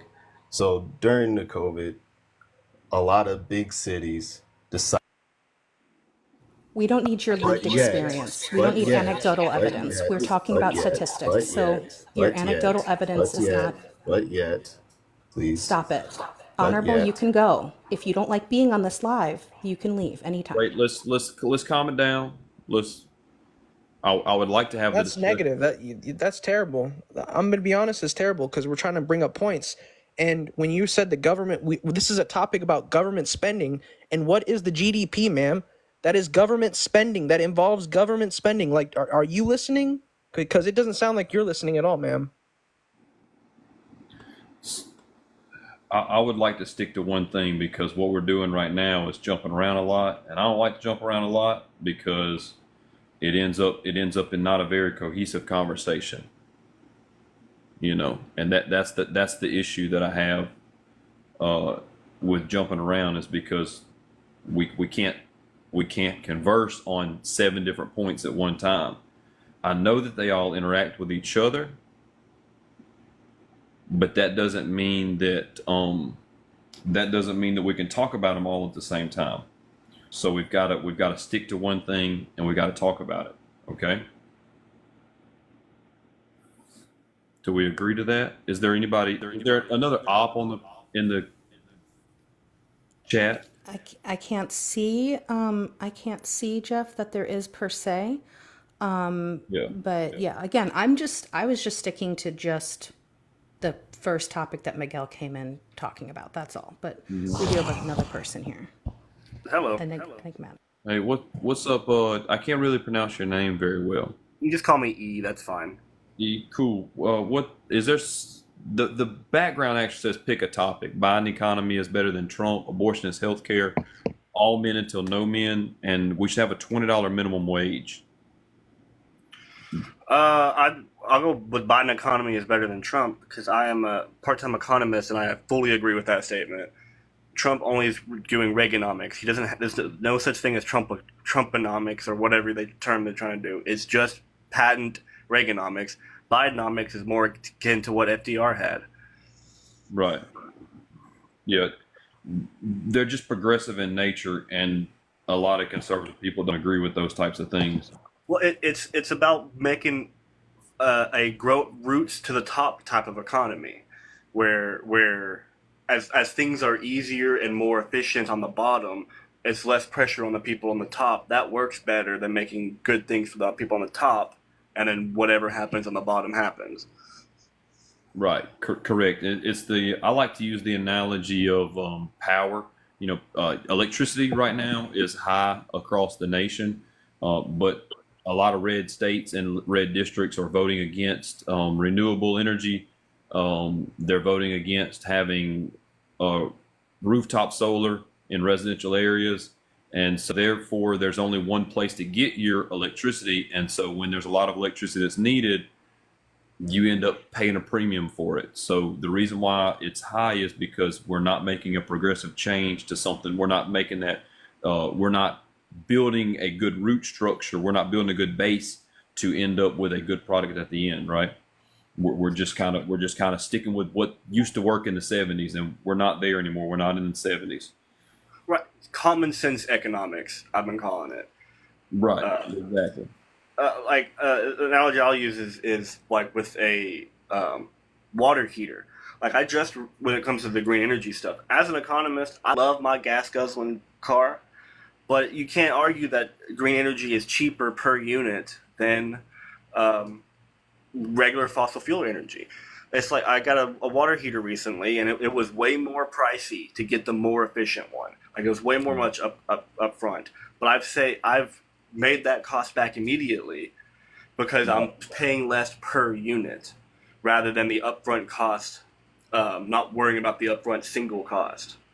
Correct. It's the same issue we've had with the refineries. Since we've not built a new refinery since Reagan, as far as when it comes to gas prices. I'll argue something separate from the green economy, where if we're going to transition, we still need to have cheap enough gas to get to that transition. And all of our refineries were not only were old, but they were inefficient. They were burning smog and everything into the sky. We had 3 of them crash under Trump because of what he did to the oil economy. Biden approved a new one, and that one has met the demand of the other 3 just because it's newer, it's cleaner, it's way more efficient. It's met up the demand of the other 3 we lost from Trump, but the demand has gone up for the past 8 years. So we're back to where we were. We just got to keep making more efficient refineries just to get us over the finish line, instead of having to block any infrastructure at all for oil and gas, thinking that it'll create more smog when all it would do is replace the old machines that are making more smog. Correct. It's a process. Correct. And that's the Green New Deal is one of the biggest infrastructure bills that have been passed as far as being able to move the needle on things that are going to matter in the 10, 15, 20 years down the line. Some of the like the biggest solar panel producer in the Western Hemisphere right now is being built in Georgia. Yep. You know, and that's going to drastically reduce solar panel prices across the Southeast in traditionally red states that aren't accustomed to solar setups, where we should have plenty of solar because of the amount of sunshine that we get here. But the transportation cost of it being built in Georgia are going to be a lot less because we don't have to travel they don't have to be shipped. There's no tariffs that are going to be on them because they're being built right here. And that stimulates strictly from the Green New Deal that happened. The reason why that plant is being built is because of the Green New Deal that Biden put into place. Created a lot of jobs in a local market and created a good that we need in the United States. Well, I'd say even more than that, this factory is supposed to say once it's completely and fully operational, able to export solar panels. So now this is the first time that a factory job has been built in America and we're exporting the product rather than exporting the job itself. Correct. So it's the most common sense, built from the bottom up economy. I don't understand how Trump's people think they're America first. We're kicking and taking names. Exactly. That's a really good point, Enigmatic, or E. That's a really good point that you just made regarding it being built from the bottom to the top and like exporting a product. That's, thank you for those that. are all jobs going straight to Americans, and those people working those jobs are going to see the benefit of globalism and trading that stuff overseas. It will bring money to the residents of Georgia. Mm-hmm. Right. And then not only bring the money to the residents of Georgia, but that plant is being built union. So that being the case, there's also a more equitable part of that, as in they're getting more of their fair share instead of making someone rich and everyone else just barely scraping by. And Why is the union siding with Trump, though? The union's not siding with Trump. No, it's not. Not That from was, what the reports I've seen. misinformation back from a few months ago because the UAW hadn't endorsed anyone yet, thinking that the main guy, I forget his name, makes that decision. They have to vote as a whole union as to who they endorsed. And it was a few weeks ago they voted for Kamala Harris. So, Wait, what's this report? I just want to check it out. What now? I just wanted to see this report. I just want to check it out. What report? You look What up did you say? UAW endorsement vote. Yeah, that's all. So, and naturally, Joe Biden is the only president in U.S. history that's ever stood on a union picket line. Oh, Do another we, cool here's, fact. here's All my right. question: do we I count didn't know that, Kamala Jeff. if she gets elected? Because she's been on one, but she wasn't president at the time. Yeah. Can we refer to her as VP Harris? Yeah. We like VP Harris. We like giving her the title that she deserves. Okay, that's fair. Because let me tell you something. If I was the vice president of the United States, that'd be on my answer machine. It'd be on my mailbox. It'd be everywhere that I was VP. But she's the first vice president. I think I don't know that as factual information, but I would think that. Definitely in modern history, I agree. Yeah, definitely in modern history, right? So they are behind the worker. They are behind the blue collar worker, and that's what I don't understand. How Trump has everyone fooled that he is with the worker. They're what a poor man I've thinks a seen rich I've man seen is. the statistic that the UAW. Hold on, Oh I no, just had it and then now it's gone because my dang computer doesn't want to work. thank you, y'all. Y'all tearing up. I'm hearing racket and all that type of stuff. I don't even. I'm gonna add y'all like me. Yeah. Keep gifting, keep hitting those goals. If you can't gift, please keep tapping the screen. Do what you can to support the live. If you like what you're listening to, if you like what you're seeing, if you like that view, that beautiful, gorgeous view, whatever it is, tap the screen, show your support. If you haven't already done it, click that orange heart at the top. It only costs a penny. You can join the team. And if you're feeling extra generous, you can even subscribe. Yeah. I am going to start doing some more subscribe only content. I'm not exactly sure how I'm going to work that yet, but I plan on doing some. I'm thinking about doing health and fitness, but I don't know that for sure. But anyway, Miguel, you wanted to say that. What about the Well, union? the Teamsters chief. This Teamsters in the union. Here's one thing. They So- don't really endorse either. This is what I'm seeing. The They Teamsters? don't. The Teamsters are not making an official endorsement this year, but according to a poll, 34% do support Harris. There are 24 Teamsters locals that have endorsed Vice President Kamala Harris. Because I seen the UAW statistic and it says that most UAWs or like the statistic from the UAW that it supports Democrats a lot of the time more than any Republican. Yeah. Well, Yeah, so I just gave you the Teamsters. But the Teamsters union, it says they're just- not endorsing either. So I just that's, said that out loud, and I read it directly from a source. But where's that source? yeah. That can look it up. 34%, You can like look the it up. polling You is can look it up. 34% You can Harris. look it I've up never seen yourself. that. Well, But- so Well, I I'm just just- as asking easily you as to you looked provide up it. what you Like, just that's- did, you that's- could. Wait. I'm Wait a asking you to minute. provide it. Hold up. I want to say we don't have to go down that road because the Teamsters is just an individual thing. Okay, so when we say union, we're talking about like the IBEW, we're talking about the steel workers, we're talking about the United Auto Workers. We're talking about unions as a collective. Inside, we're talking about unions. You see what I'm saying? Like all of them. So let's don't focus on one union. Let's focus on everyone. And then if we're going to focus on unions and we're just going to use that word as a collective group of people, because you can argue the nuances. There can be someone inside the union that actively pays union dues and supports Trump, Harris, whoever they want to. But unions as a whole usually support left-leaning Democratic people because they are union supportive. A lot of right to work laws came out of Republican areas. So historically, Republican presidencies and governors have hurt union numbers. And so they just don't support union work in general. And The governor of my state has come out and said that she's completely against unions. So yeah. but I'd add too that when it comes to whether or not who the unions support. Let's look at what parties support the union. The entire infrastructure bill that Biden made, that was an FDR equivalent of digging us out of abysmness, of us trying to create jobs by rebuilding the country. And a Republican could have passed that where the worker got completely screwed over and the contractors made millions of dollars on the new roads and bridges.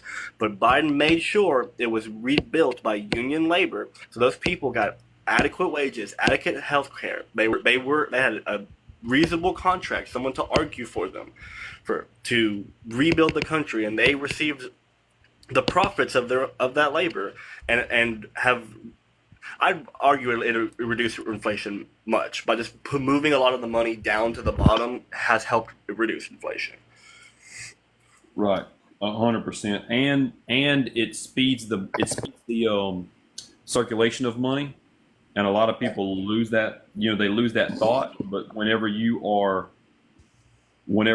pushing that, you're putting dollars at the bottom.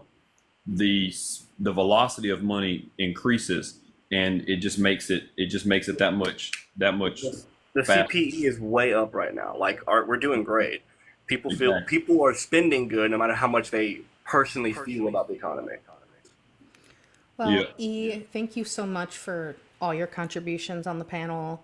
Miguel, thank you for engaging in the discussion. I hope you keep, learning. I know this is going to be your first year of voting, right? So I'm excited for you. I am going to pop off here. I've got a movie date. Yeah, with my friend. She's here. Yeah, keep learning, folks. Keep finding the correct information. Miguel, we've given you some facts today. I hope that you look more into them. I wasn't able to share direct links with you, but I shared everything I shared. I hope I shared what I could with you, and I hope you listened. Miguel, please, I'm leaving, so you I can just let me mean, finish my thought. Okay. I'm just saying. All right. You recognize I'm a moderator and I can mute you, right? Okay. Go ahead. It doesn't matter. So the point is, everything I shared with you today was factual, and if you'd like to look into it further, you may.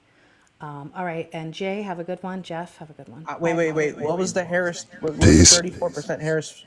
I needed to what was that I one? second the motion to mute him. Wait. All right, I'm trying to get the facts from her. She said she gave me facts. Where's the 34%? I'm trying to find that. I want to know Google is where your friend. But look, this is what I want to talk about this also. So, Local Union 3 in the IBEW, they will no longer work on any of Trump-owned businesses like the Trump Tower or anything else that Trump has, that his name is attached to. IBEW won't even work for him anymore because he didn't make a business deal good. He didn't finish paying, and it cost the union like $3 million. And here's some of the responses that Trump says on things like that. He said things like, Trump has made issued campaign promises and taken positions on politics, right? He told the South Carolina radio network, for example, that he is 100% for right to work. And in December, he said right to work states have an advantage because you have the lower wage. Trump is the first major party candidate for president of the United States whose business is also the IBEW's business, construction. Trump and his company owns dozens of developments in 11 states and 2 provinces that tell their own story about the position towards labor, small business, and working people. It begins in New York City. So they've had a working relationship with Trump for a long time, but they finally cut ties because he didn't pay his bills up to $3 million worth. And so he cost each individual blue-collar worker money because he wouldn't pay, because he didn't want to pay their wages. He said, you've been paid enough. And that doesn't sound like a good business deal. And that doesn't sound like he's a good blue-collar worker, right? What date was this? Was it during his presidency, or was this not during his presidency? No, they cut ties with him before the presidency. Okay. It was when he was negotiating union deals. I think in like 2018 or 19 is when I think he was doing. It was around Charlottesville. I know that. Yeah, but yeah, they called it the Trump tax, and That's a common thing that happens, you know. But again, so like I said, he just doesn't. He doesn't support, and a lot of right wing people don't support unions, and I mean that's just what it is. And they don't support union organization. They want right to work. I will add that. So I am a self-proclaimed rational libertarian. I grew up in Alabama, conservative, but I'm a scientist. I have a degree. I know how things work. Most of the time, when I talk to people, they're anti-union because they just don't understand what it is really. Like it's like if you study American history and then look up the true definition of what a union really is, it's really hard to be like, oh no, not that. Like it's the most American. I love 18th or 19th century history, and it's just I have no issue with specifically because Alabama has at will employment and right to work, but at will I don't have no problem with. Right to work is it's gross. It's just scummy on behalf of the worker. What class did you take, by the way? Because I just want to know so I could take it next semester. I have an epistemology degree. But what classes were like did you have to go into to learn most of the information that you got from that? My classes were about like philosophy of information. Everything I learned. If you've not read the Constitution in full and taken notes, and if you've not read all 52 titles of the U.S. Code, then you're well uninformed on how the federal government works. Everything you need to know about how exactly everything works is in those 52 titles of the U.S. Code. Okay, but I just want to know what classes. That's it. Well, it's not. It's less about class and more about teaching yourself and reading and learning. You can always lead a horse to water. But when it comes to the code, you have to understand that the Constitution is the legal binding document, and within the Constitution, Article 1 gives the Congress the authority to pass laws, which they put into a document called the Code of Laws. That's the only two documents, plus any executive orders or whatever, that actually legislate the country. Actually, describes the rules as to how things apply. And so it's not necessarily that you need someone to teach you how to do it, because the best I could do is teach you how to read. It's in I just wanted to know, like, because you said something about what was it, economic science, or is that what you said? I'm a part-time economist. I look into it a lot because it's a part of my epistemology. It's how economic systems work. So yeah, I mean it was a like macro and microeconomics. I haven't taken that yet. That's like something, because if I take that class and then I'll like, okay, I'm learning I want to learn the intricacies more before I get into. Well, I will say titles. Micro and macroeconomics are going to be very general based knowledge. A lot of universities will have you take one of those two classes. This has like a general ed. What helped me a lot was when I took accounting 1 and accounting 2, because both of them will do different things, and they talk very explicitly on how businesses run and businesses operate, and you can just by knowing how they're writing stuff on their accounting sheets, because it was part of a business program. I wasn't going to be an accountant, but I didn't have anywhere else to send me, so we'll just send you in a class with the accountants.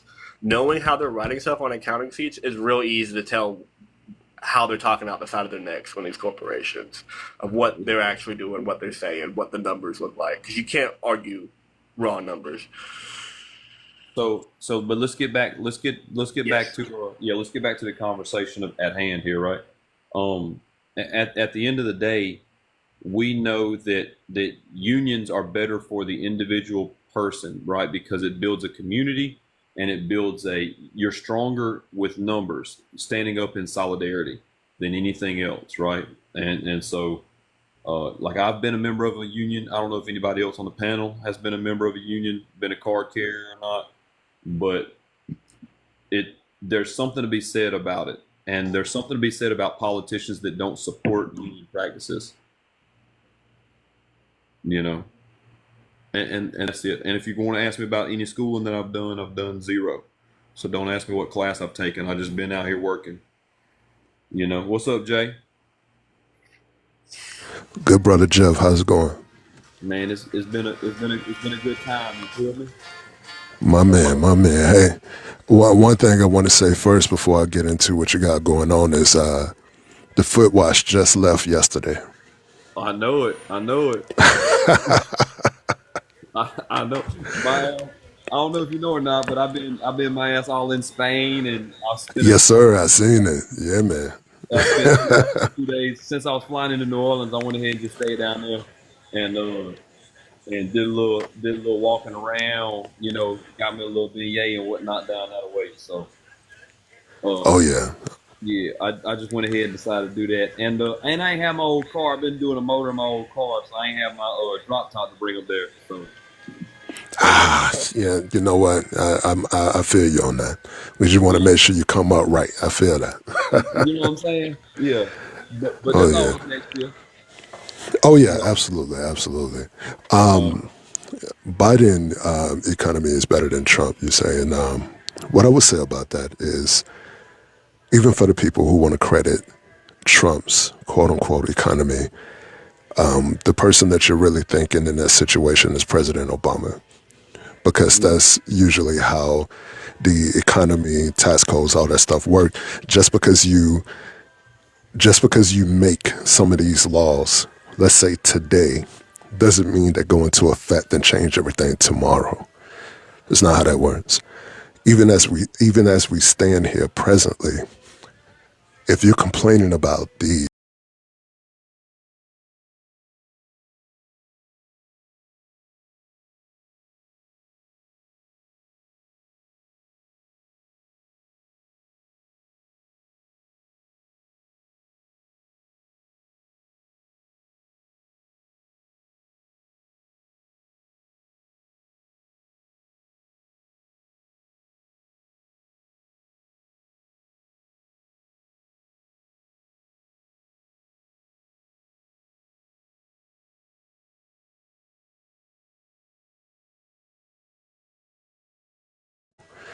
it's not how that works. Even as we stand here presently, if you're complaining about the it's not how that works.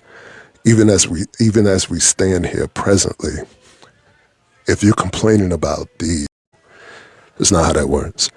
Even as we stand here presently, if you're complaining about the 3%. Also, when I'm talking about Obama's administration and his economy, understand that when he got in there, he had to clean up a lot of shit that was left over by Bush. And it took him 4 or 5 years, 3%. Also, when I'm talking about Obama's administration and his economy, understand that when he got in there, he had to clean up a lot of shit that was left over by Bush. And it took him 4 or 5 years to do so.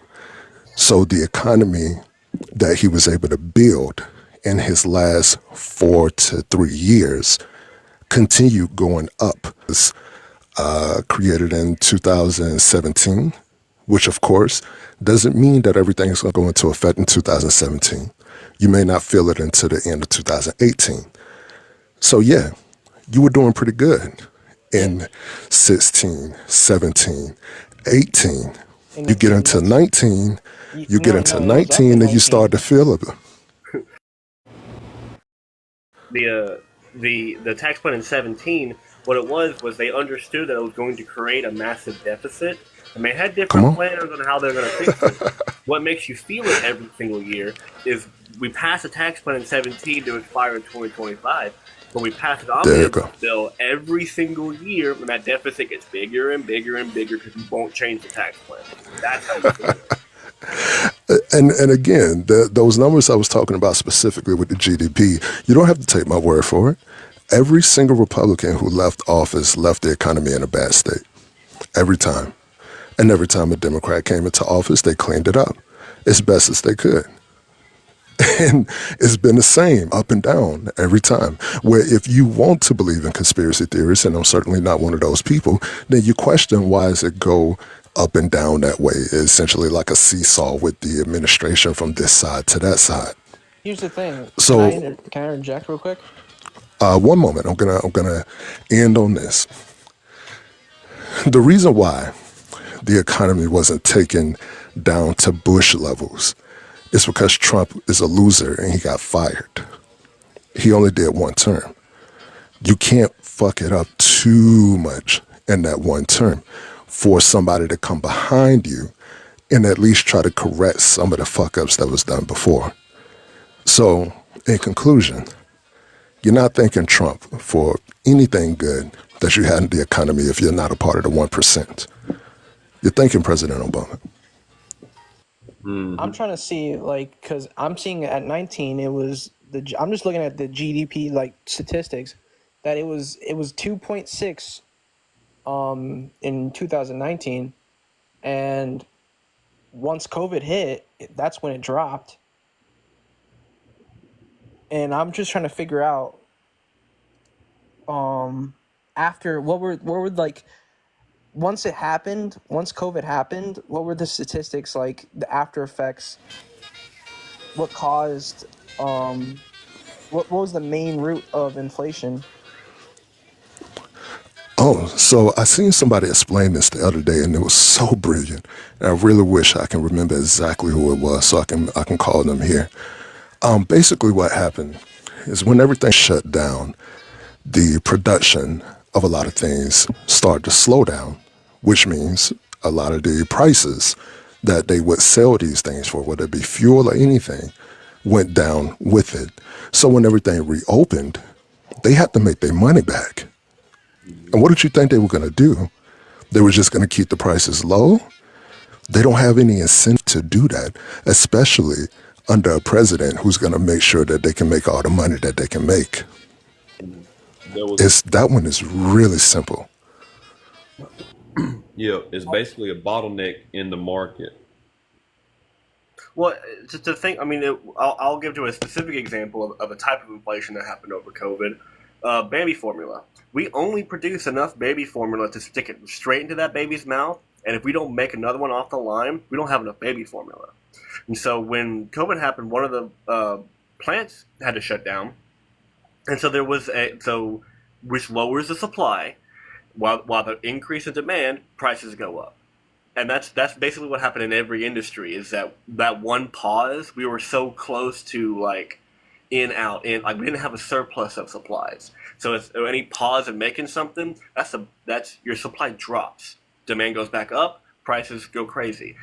And it's hard to argue. Like, I understand there has definitely been like corporate, they have raised the prices for way too long. But it's hard to argue that, like, I like a capitalist system and then argue against things that are capitalist. Like, if there's a lower supply and a higher demand, they're going to charge an exorbitant profit rate. That's the way things work. And that's the same thing with the global oil market. We're worried about doing stuff overseas, but if there is an oil shortage somewhere else, American oil businesses are going to sell that oil over there because they know they're going to make more over there. Their supply gets mixed in with our supply. Raises our prices up. It's all supply and demand. And every single turn, nook, and cranny, it's just 1,000 different supplies and demands layered on top of each other that create this inflationary effect. Mm-hmm. Yeah, so Would a solution be like for us to, because I mean, when you bring up the oil industry and how we're, like saying, 1 year we're saying, no, we're not going to frack. And then the next year we're like, okay, yeah, we want to frack. Like, Are you talking about Biden's policies? Because I could talk for a while about that. Wait, About and that. wait, and even before you say that, Miguel, I need you to understand one thing, and you don't have to take anybody's word for it here. You can absolutely look it up yourself. As it stands right now, America is drilling more oil than it ever has in this country's history, and that's under the Biden administration. You couldn't name another country in any Why history do these book. people keep saying that they're not that they're against it, and then they're doing Because it? listen, Like, He has Wait, to that's a wonderful he has to question. get leftist votes. He has to get their votes. When he canceled all the drilling in Anwar to be like, look, I'm pro green. I'm canceling drilling in Anwar. There has never been an oil rig ever drilled on that land ever. He has increased Right. oil production while making it look like he's pro green. He's been playing both sides. It's hilarious to me to look at Yes. as an oil and 'cause gas that's what gets guy. me. That's what, like, when I was a voter, and I'm trying to, like, see if I want to vote for Biden or vote for Kamala. Like, what they say is Kamala. or Kamala. My bad. If I'm voting for Kamala, Well, like, Miguel. like what she says, VP like Harris. those kind of flip floppy Yeah. things. As me as like a trying to be like an open voter, I'm like I get like confused by that. Like that's like also something. Don't be so open-minded that your brain falls out. You have No, to I know, read the but, like, lines. I'm just you like, have to what? understand that any political person, and that includes politicians and business people, they say one thing and they mean another. Everything. Yeah. So Miguel. Also, we want to say VP Harris, right? VP Harris. All right, VP Yeah. Harris. My So, bad. But also, Miguel, I want to say this. Trump told people that he was going to build a wall, and not only build a wall, he was going to make Mexico He pay didn't for it. finish it. He didn't. Oh, what? happen. But wait, but also, you remember him telling people that Mexico was going to pay for it? They did not pay for it. Okay. But also, the same person who claimed to want to do something about the border, when there was a bipartisan bill that was written by a I know Republican, that. yes, and he bullied the Republicans to vote it down. So if we're gonna talk about what politicians say they're gonna do and flip flop back and forth, let's make sure we're keeping it fair across the line. And if we're doing that, then we're gonna have to come down to the most minute details of what they're actually doing, what they're actually gonna do outside of the things that they say on the trail. And unless it's, and for me personally, unless it's some like egregious thing, which there are egregious examples, when it comes to political speech, I never really cared. Like, I was 16 when Trump was talking about the wall. I couldn't vote. I didn't like Hillary. I supported him, but I understood as a 16-year-old, you're not going to get another country to pay for something in America. Like, you have to understand what is realistic and what's not. Just because this guy says it out of his mouth, this guy is never all powerful. Article 2 of the Constitution is very clear. He is not all powerful. Well, so like, Right. here's some things that I want to relate these to other aspects. And sometimes when we're talking about politics, it's hard to relate because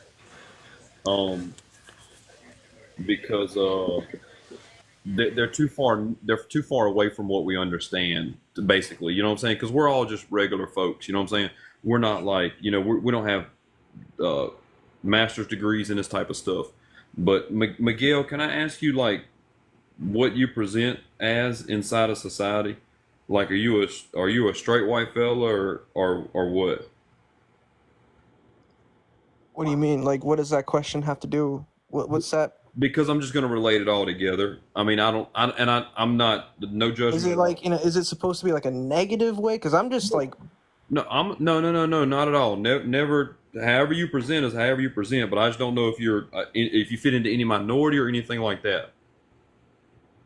well, I mean, here's the Claim thing. whatever. When I, this is also something that is messed up in America, is that there it goes by race, and Yeah. I'm mixed. I'm have I'm I'm not You're biracial? completely.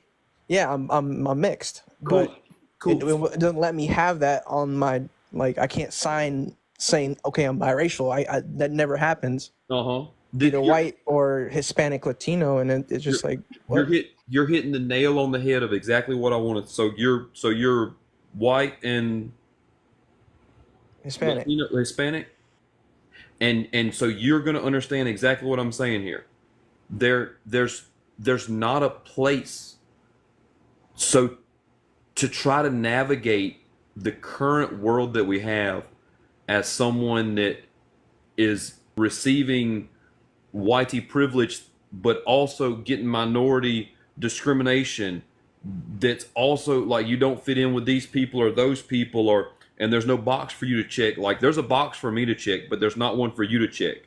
And then all of the things that have happened to disenfranchise and wipe away culture from one side of your family and done by the other side of your family. So there's things that probably people say to you on an individual way that's very disrespectful. And you know that it's not right for them to say it, and for you to try to navigate the world in that is difficult, and you can't explain that to anyone your lived experience.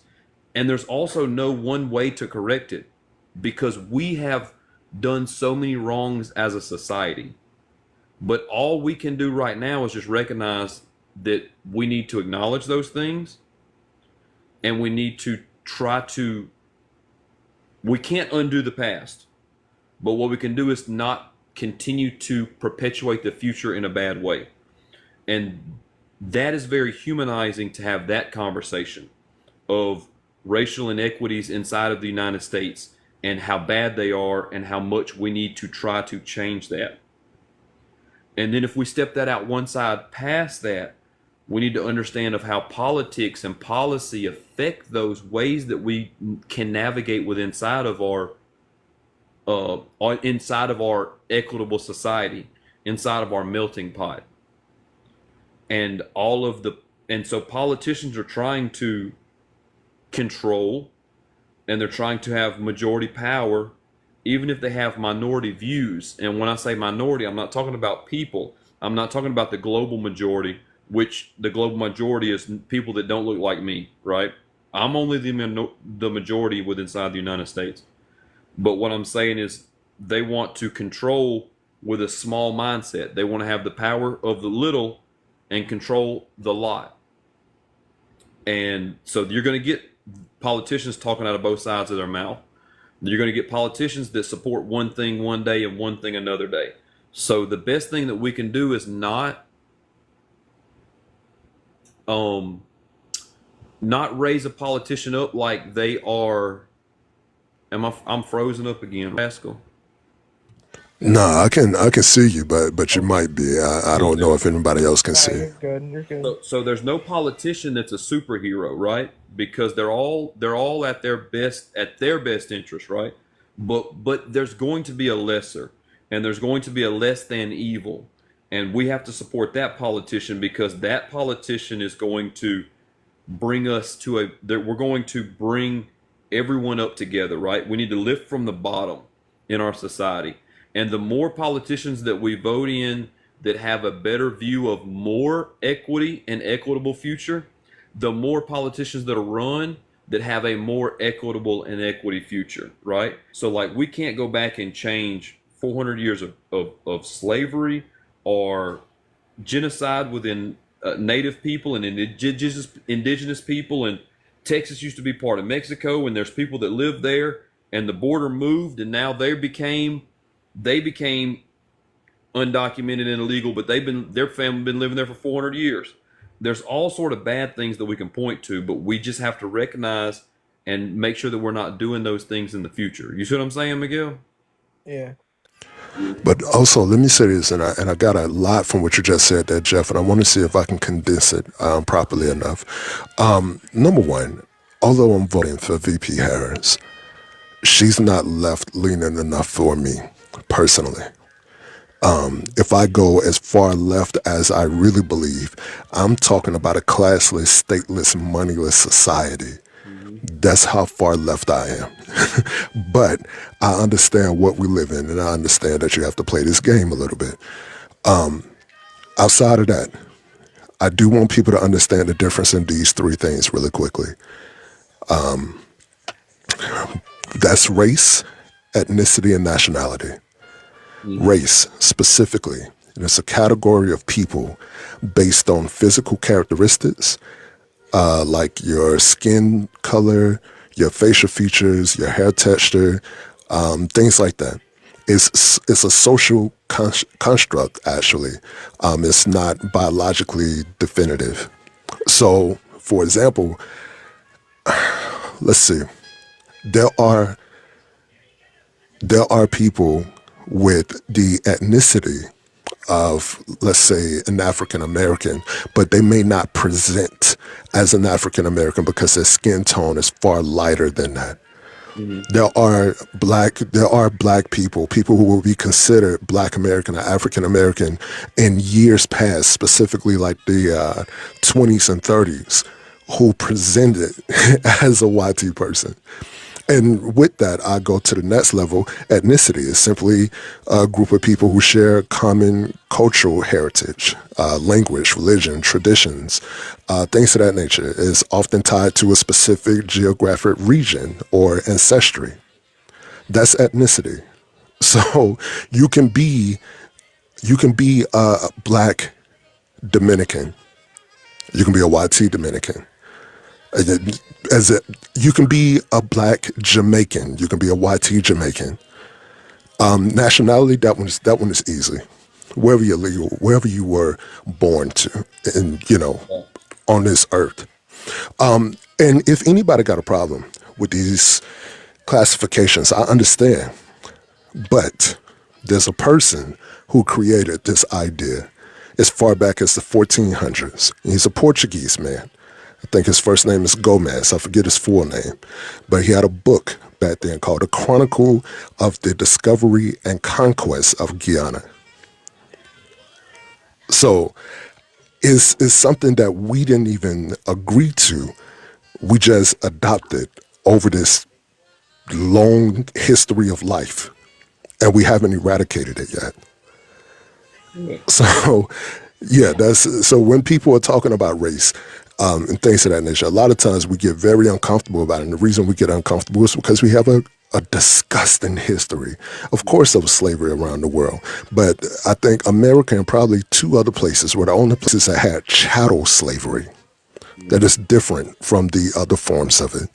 That's why it's so ugly, and that's why people don't want to talk about it. And also, 400 years, when you settle into the ideal of 400 years, there are a lot of us still coming to terms with the fact that the year is currently 2024. When we went to sleep yesterday, we thought it was 2021 because time seems like that much of an illusion. It's unfortunate, but it's because of these things that we're looked at differently, that we're treated differently, that our experiences are different. It shouldn't be, but it unfortunately is. Right. I will add, when it comes to the 19th century history, the chattel slavery was way worse than the indentured servitude around the world. And while all the countries were abolishing indentured servitude, we abolished our chattel slavery, moved to the system to the indentured servitude system, and then stuck with that. Like, it's not even that, like, all right, we were the last ones to abolition. We didn't even do it fully. We just did a half measure compared to the rest of the world. Right. Correct. And somebody in the comments said something that I'd love to address. They said we are still, Fielding. I want to say, yes. Y'all won't believe this. Lynching was just made federally illegal in the past 2 years, Right. 2022 specifically. Yeah. What And it state was, the last one? I don't recall which state was. That's a wonderful question. But federally, it was the Emmett Till Anti-Lynching Act by President Joe Biden, supported by Vice President Kamala Harris, 2022. Just made federally illegal. That is a shame. Did he ask where it was still happening? Because I don't have evidence. No, of he that. asked what was the last state. Oh, I was gonna say, because I don't. There's not evidence of it occurring, but I do know in Alabama in 2021 we had to stop executions because the syringes and everything weren't working. We've been trying to figure out for years what we're going to switch to. I remember in 2021 one of our representatives suggested lynching, and then they come out with That's true. That's a hate crime. Yeah, I remember that here. I remember that. And if I'm not mistaken, our neighbors right there in Mississippi, one of their elected officials a few years ago talked about it being an option also. And I'm like, wait a minute. Like, our pictures ain't in black and white anymore. What is happening? It's just to be hateful because it's not even like it's more efficient. Like it makes no sense politically. Like even in the argument you're trying to make, it doesn't make any sense. You're just hateful to suggest that as an option. Look, we're getting to the point now where they are allowing people who are on DEATH row to choose how they would like to go out in certain states. And there are certain people, if I'm not mistaken, somebody recently just chose the Pew Pewing Squad. So they're trying to get back to those times. A choice is nice. I don't know how I feel about the Alabama's new nitrogen gas thing. But Yeah, especially considering that the trials have shown that it is easily botched. oh yeah. So I mean, yeah, I'm with you on that. Um, yeah, we don't. I mean, there's only the United States, Japan, Singapore, and Taiwan have the unaliving penalty. Um, but we don't value human life like we should, and that's really where the problem is. And so we need to vote for people. That's true. We need to have politicians that advocate for human life, human rights, and understanding that broken people don't need to be unalived, and they don't need to be punished. They need to be and I don't want to say reformed, but they need to be able to go through and have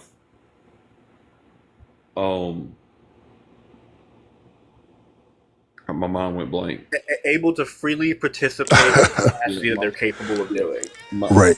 But you know what? Also to this point, and I love that you bring it up because I love the chance that I get a chance, love when I get a chance to talk about it. Here in Alabama, the prison here they're experiencing, might be still experiencing a strike because of how they're treating the inmates there.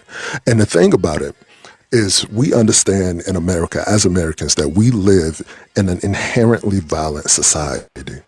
And because we live in that society and we've accepted that when people go to prison, we expect those people to be treated like monsters. We don't want them to be treated in any way outside of that. However, when you look at countries like Sweden, Norway, Denmark, those countries, their recidivism rate is the lowest amongst all other countries in Europe and certainly the Americas. And the reason why is if you see what their cells look like, period, their individual cells look like tiny apartments. All the things that they do was nicer than mine. all of the things that the prisoners do in their day to day are things to get them to get back out and to be productive in their day to day society. Mental health is strongly pushed. They're getting skills there. And not only are they getting skills in prison, unlike the skills that you get in prison here, once they get out of prison, they get jobs that sometimes even turn into careers. Because here, when you quote unquote pay your debt and you've gained a skill in prison, it's not always that you're able to get a job. Certainly not a career. Yeah. We have a problem. We have an issue where I don't know if we're going to fix. They give them jobs when they come out of jail. We refuse to give those people jobs over here. I've advocated for years it should be illegal for an employer to ask you if you've been to jail or prison or not. It's irrelevant. I'm free and I'm here ready to work now. Mm-hmm.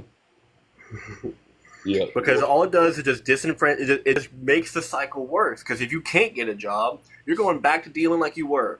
That's your only option. Corporate disenfranchisement. I think that's the word I'm looking for. Yeah, I've said for a while now. It's wild to me that Trump has not come out to support like ending felony disenfranchisement, because that would give him some points. It would boost him in the election. It would make sense for his campaign, but he doesn't give a shit about felons. He doesn't think he's one. Private prisons are wild as a thought. Oh, don't get me started on Escambia County. I am so pissed about that prison. Yeah. All of our COVID money down the drain, and they still want to get a loan from the Fed to finish paying for it. Well, and this is really what the crux of the system is. Like, the reason why we have I don't know if anybody's made the relation. I'm sure, but a convicted felon is a second-class citizen. That's the only. Absolutely. If you read the Constitution, it says that you can no longer enslave an individual person unless he's been incarcerated of a crime. Oh yeah, That the 14th or 3rd. No, and so slavery is still legal if you are in prison, and that's what's happened here in the United States, and that's why it continues to be that. And like Jay alluded to earlier, we have a system that's set up that preys on basically the world being bad or our society being bad. So you can't go places because society's bad, and bad stuff happens and such as that. So it's almost like living in fear, where these other countries don't have that. Like I was just in Spain last week, and they were teaching 6 or 7-year-old children how to ride their bicycles on the street by themselves. There's hardly anyone inside the United States that would say that's a good idea for their child to ride their bicycle to the store when they're 8, or school, or whatever the case might be, because we have an inherently bad system, and that's terrible.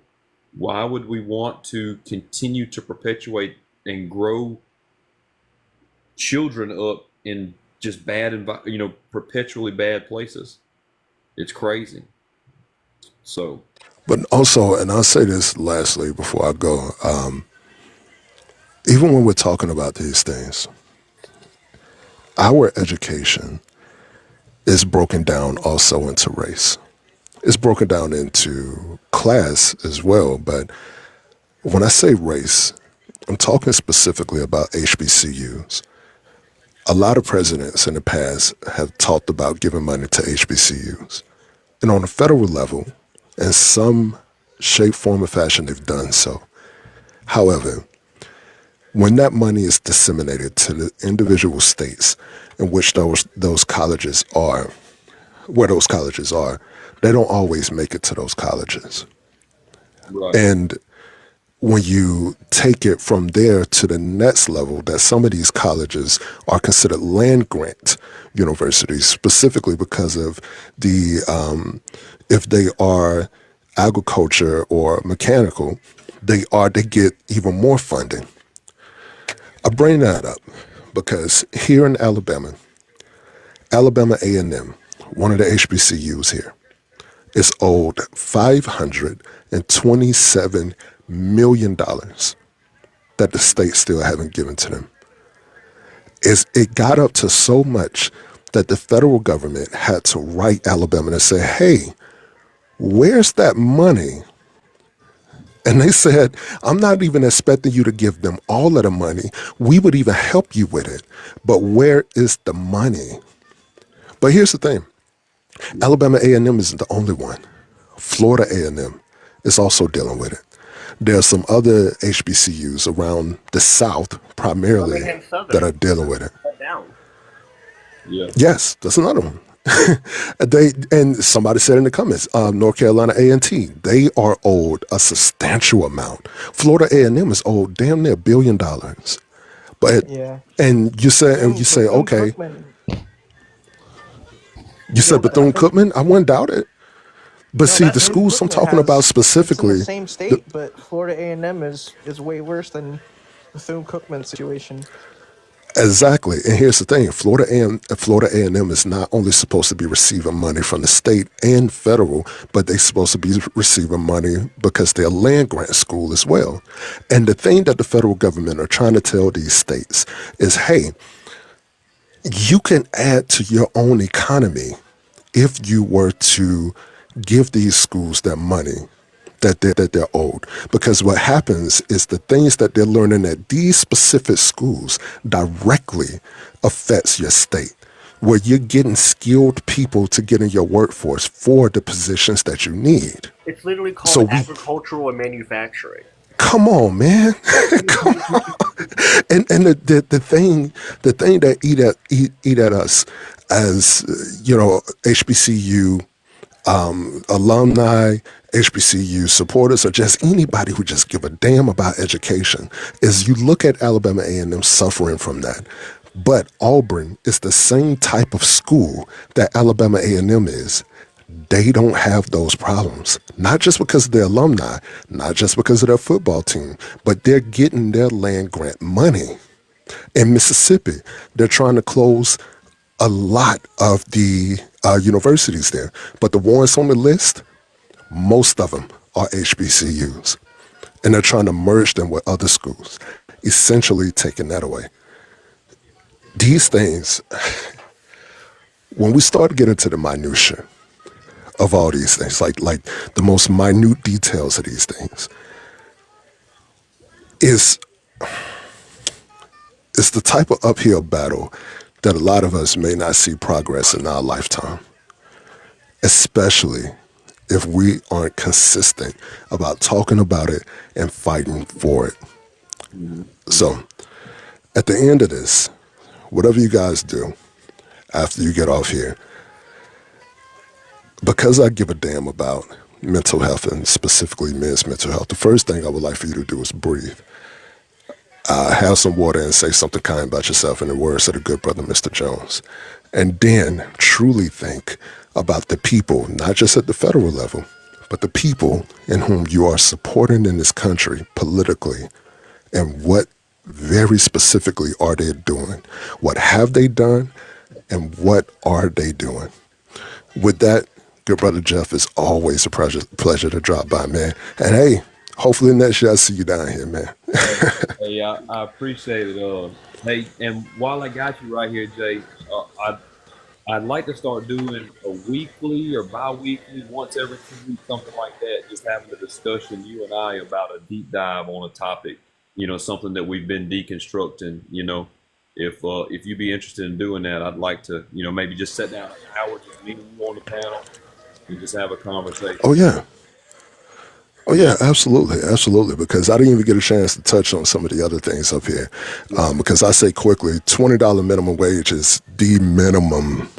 If we're being honest, the minimum wage today should be somewhere around $22.30 to $24, just to keep up with inflation.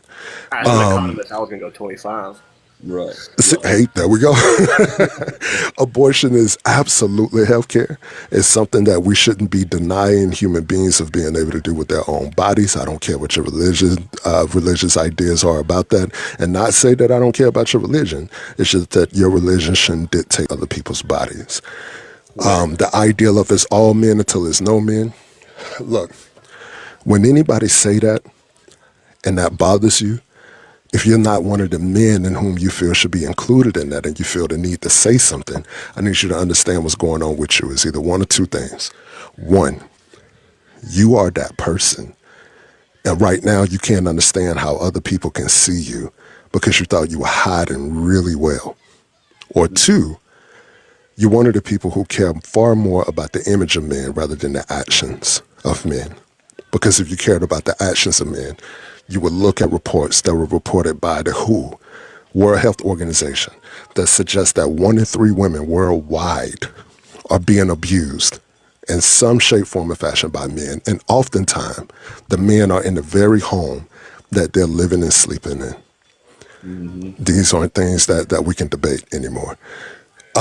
Lastly, this, if we're talking about mental health, brother, today, my Men's Mental Health Monday was on exhaustion.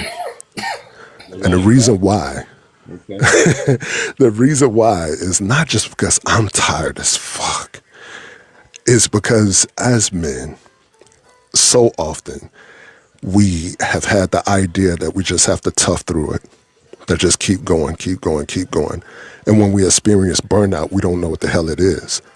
And we're still trying to fight even in the burnout, and it doesn't make sense. Gentlemen, I need you to understand that when we're talking about exhaustion, it's not just a physical body, but if you are so mentally tired, it's going to make your physical body just that much heavier.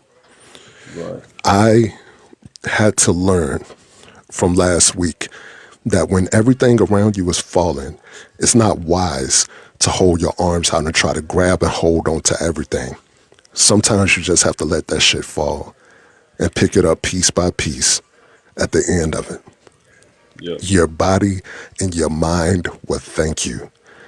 But what it is that you're talking about, brother, whether it's weekly or bi-weekly, I'm with it. Absolutely get with me. I love to share the space with you. All right, that sounds good, Jay. I'm gonna drop you out. I appreciate you stopping by. I'd love to expand on this HBCU conversation, Yeah.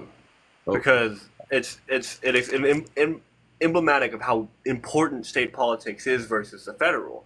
Because as if I'm not mistaken, Joe Biden had appropriated HBCU Monday, but still in Alabama, A&M is waiting for money, and Birmingham Southern closed down because they didn't have enough money because the state didn't give it out. People forget that Obamacare has never been brought to Alabama. Any complaints you have about how Obamacare ruins your health care and you're living in Alabama, it's never been approved in Alabama. We have never, we call it expanding Medicaid here because that's more palatable to people than Obamacare. But it's the same in Alabama. We have never, we call it expanding Medicaid here because that's more palatable to people than Obamacare. But it's the same. I think I'm frozen. No, you're good. Oh, cool.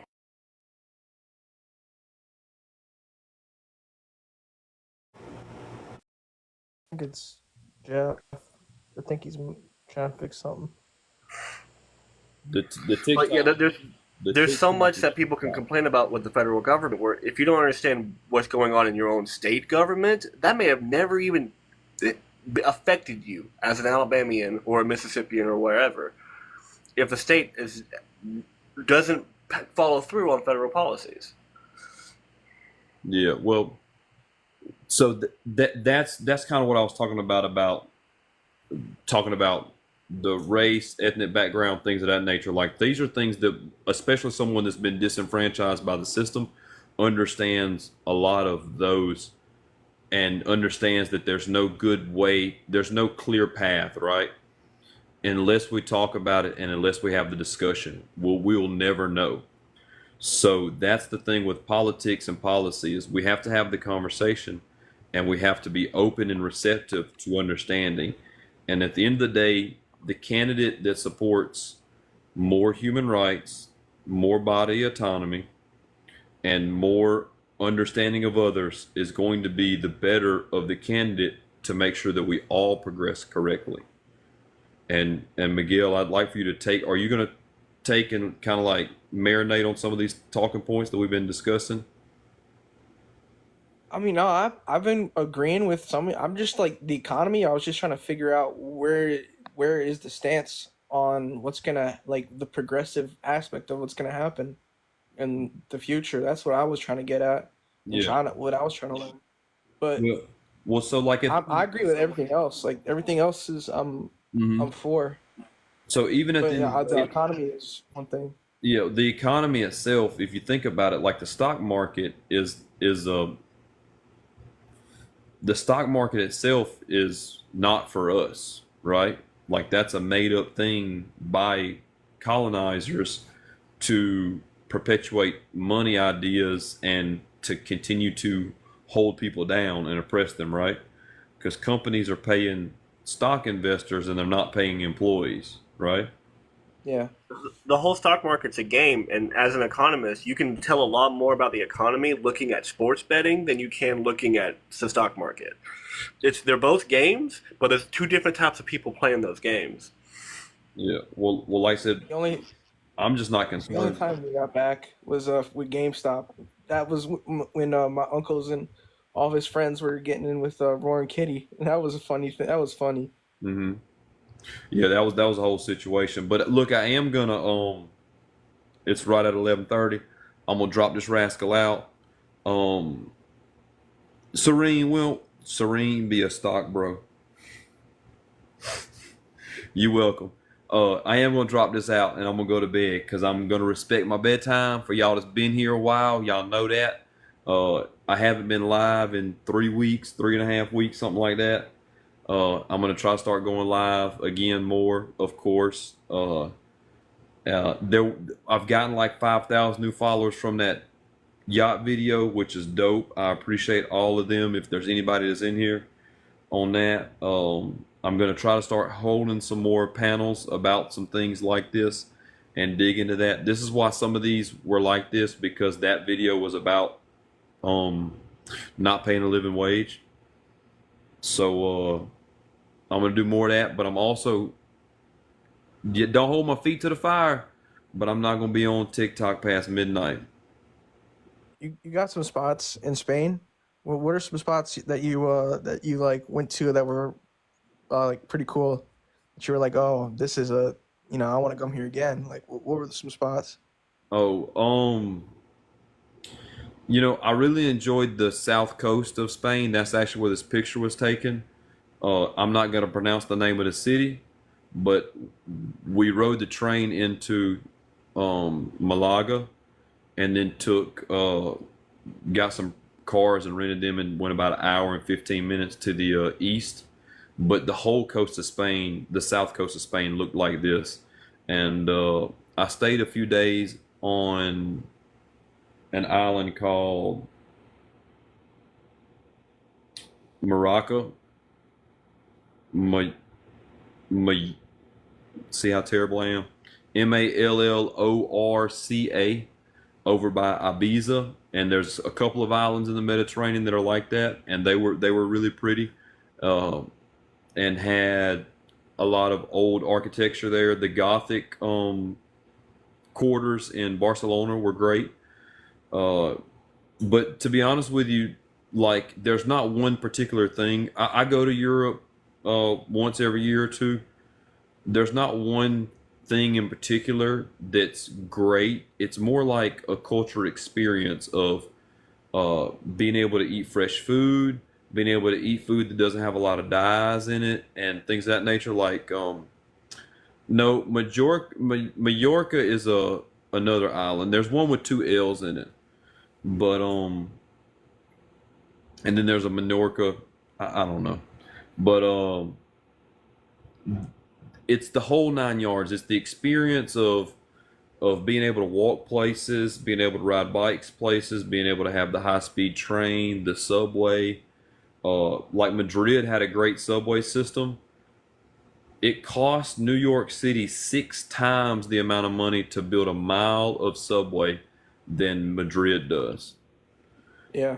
Since the 1930s, we've only added like 20 miles of subway in New York. But if you talk to any New Yorker, quintessential to life in the city is being able to have the subway. Even if you don't ride the subway every day, even if you don't ride the subway at all, at least the people that you know, and you know how many people go on the subway every day, and it cuts down on all of the traffic and all this type of stuff. So like, New York knows, but we're not investing in the infrastructure to continue to maintain, to have it there. And that's really where other countries are whooping our ass at, and we're falling behind. And there's one party that doesn't believe in fixing that type of stuff, and there's one party that does. And what are we going to do in a society that doesn't reinvest in society, in the ways to get around, in our future, in making sure that our children go to school and come home from school, in making sure that our children aren't diagnosed with diseases that are preventable from foods that they eat, and adults, and making sure that adults aren't working so many hours that they don't have enough time to sleep properly, and they don't have enough time to spend with their children or their loved ones, to make sure that they're having a happy life, not just a life, but a happy life, right? Because we're not meant to work and go home and that's it. We're meant to enjoy. I made a video the other day that said something like, it's not just about putting bread on the table, it's also being able to buy some roses for the table every now and again too. And if your society that you're living in doesn't advocate for that, then you're not living in a great society. You know, other countries have that figured out a lot more than we do, and it's disrespectful sometimes when you come here and here people are talking about we live in the best country, we have the best country, we have the richest country, but I wouldn't classify the other two as being correct because happiness doesn't come from wealth. There's a certain amount of wealth that you need to operate with inside society, but that doesn't dictate how happy you are. You know, 100%. but the third spaces, the food was, like I said, just healthy and pure. The just the way that society is blended together inside of other places like that is just great. And I if anyone can, I would love for them to experience. So that being the case, I'm gonna shut her down though. I appreciate y'all being with me. If anybody's All right, Jeff. going to follow me, that'd be great. We'll keep having these conversations. All right, I appreciate panel people. I had a ton of fun. This is great. I just now noticed you're from Alabama. I just looked at the top. Fucking. It do be my name. It do be my name. Yeah, It's a roll tide and go Jags. yeah. Jags. All right, Mobile. Is that where you from? Yeah. All right, I'm from like an hour and a half from Mobile, but that's where I live. That's the city I claim. Me too. I'm in Huntsville right now, but I claim Mobile. I love it. All right, I'm gonna give you a follow back. All right. I'll see you later. Take it easy. Yes, sir. Fun.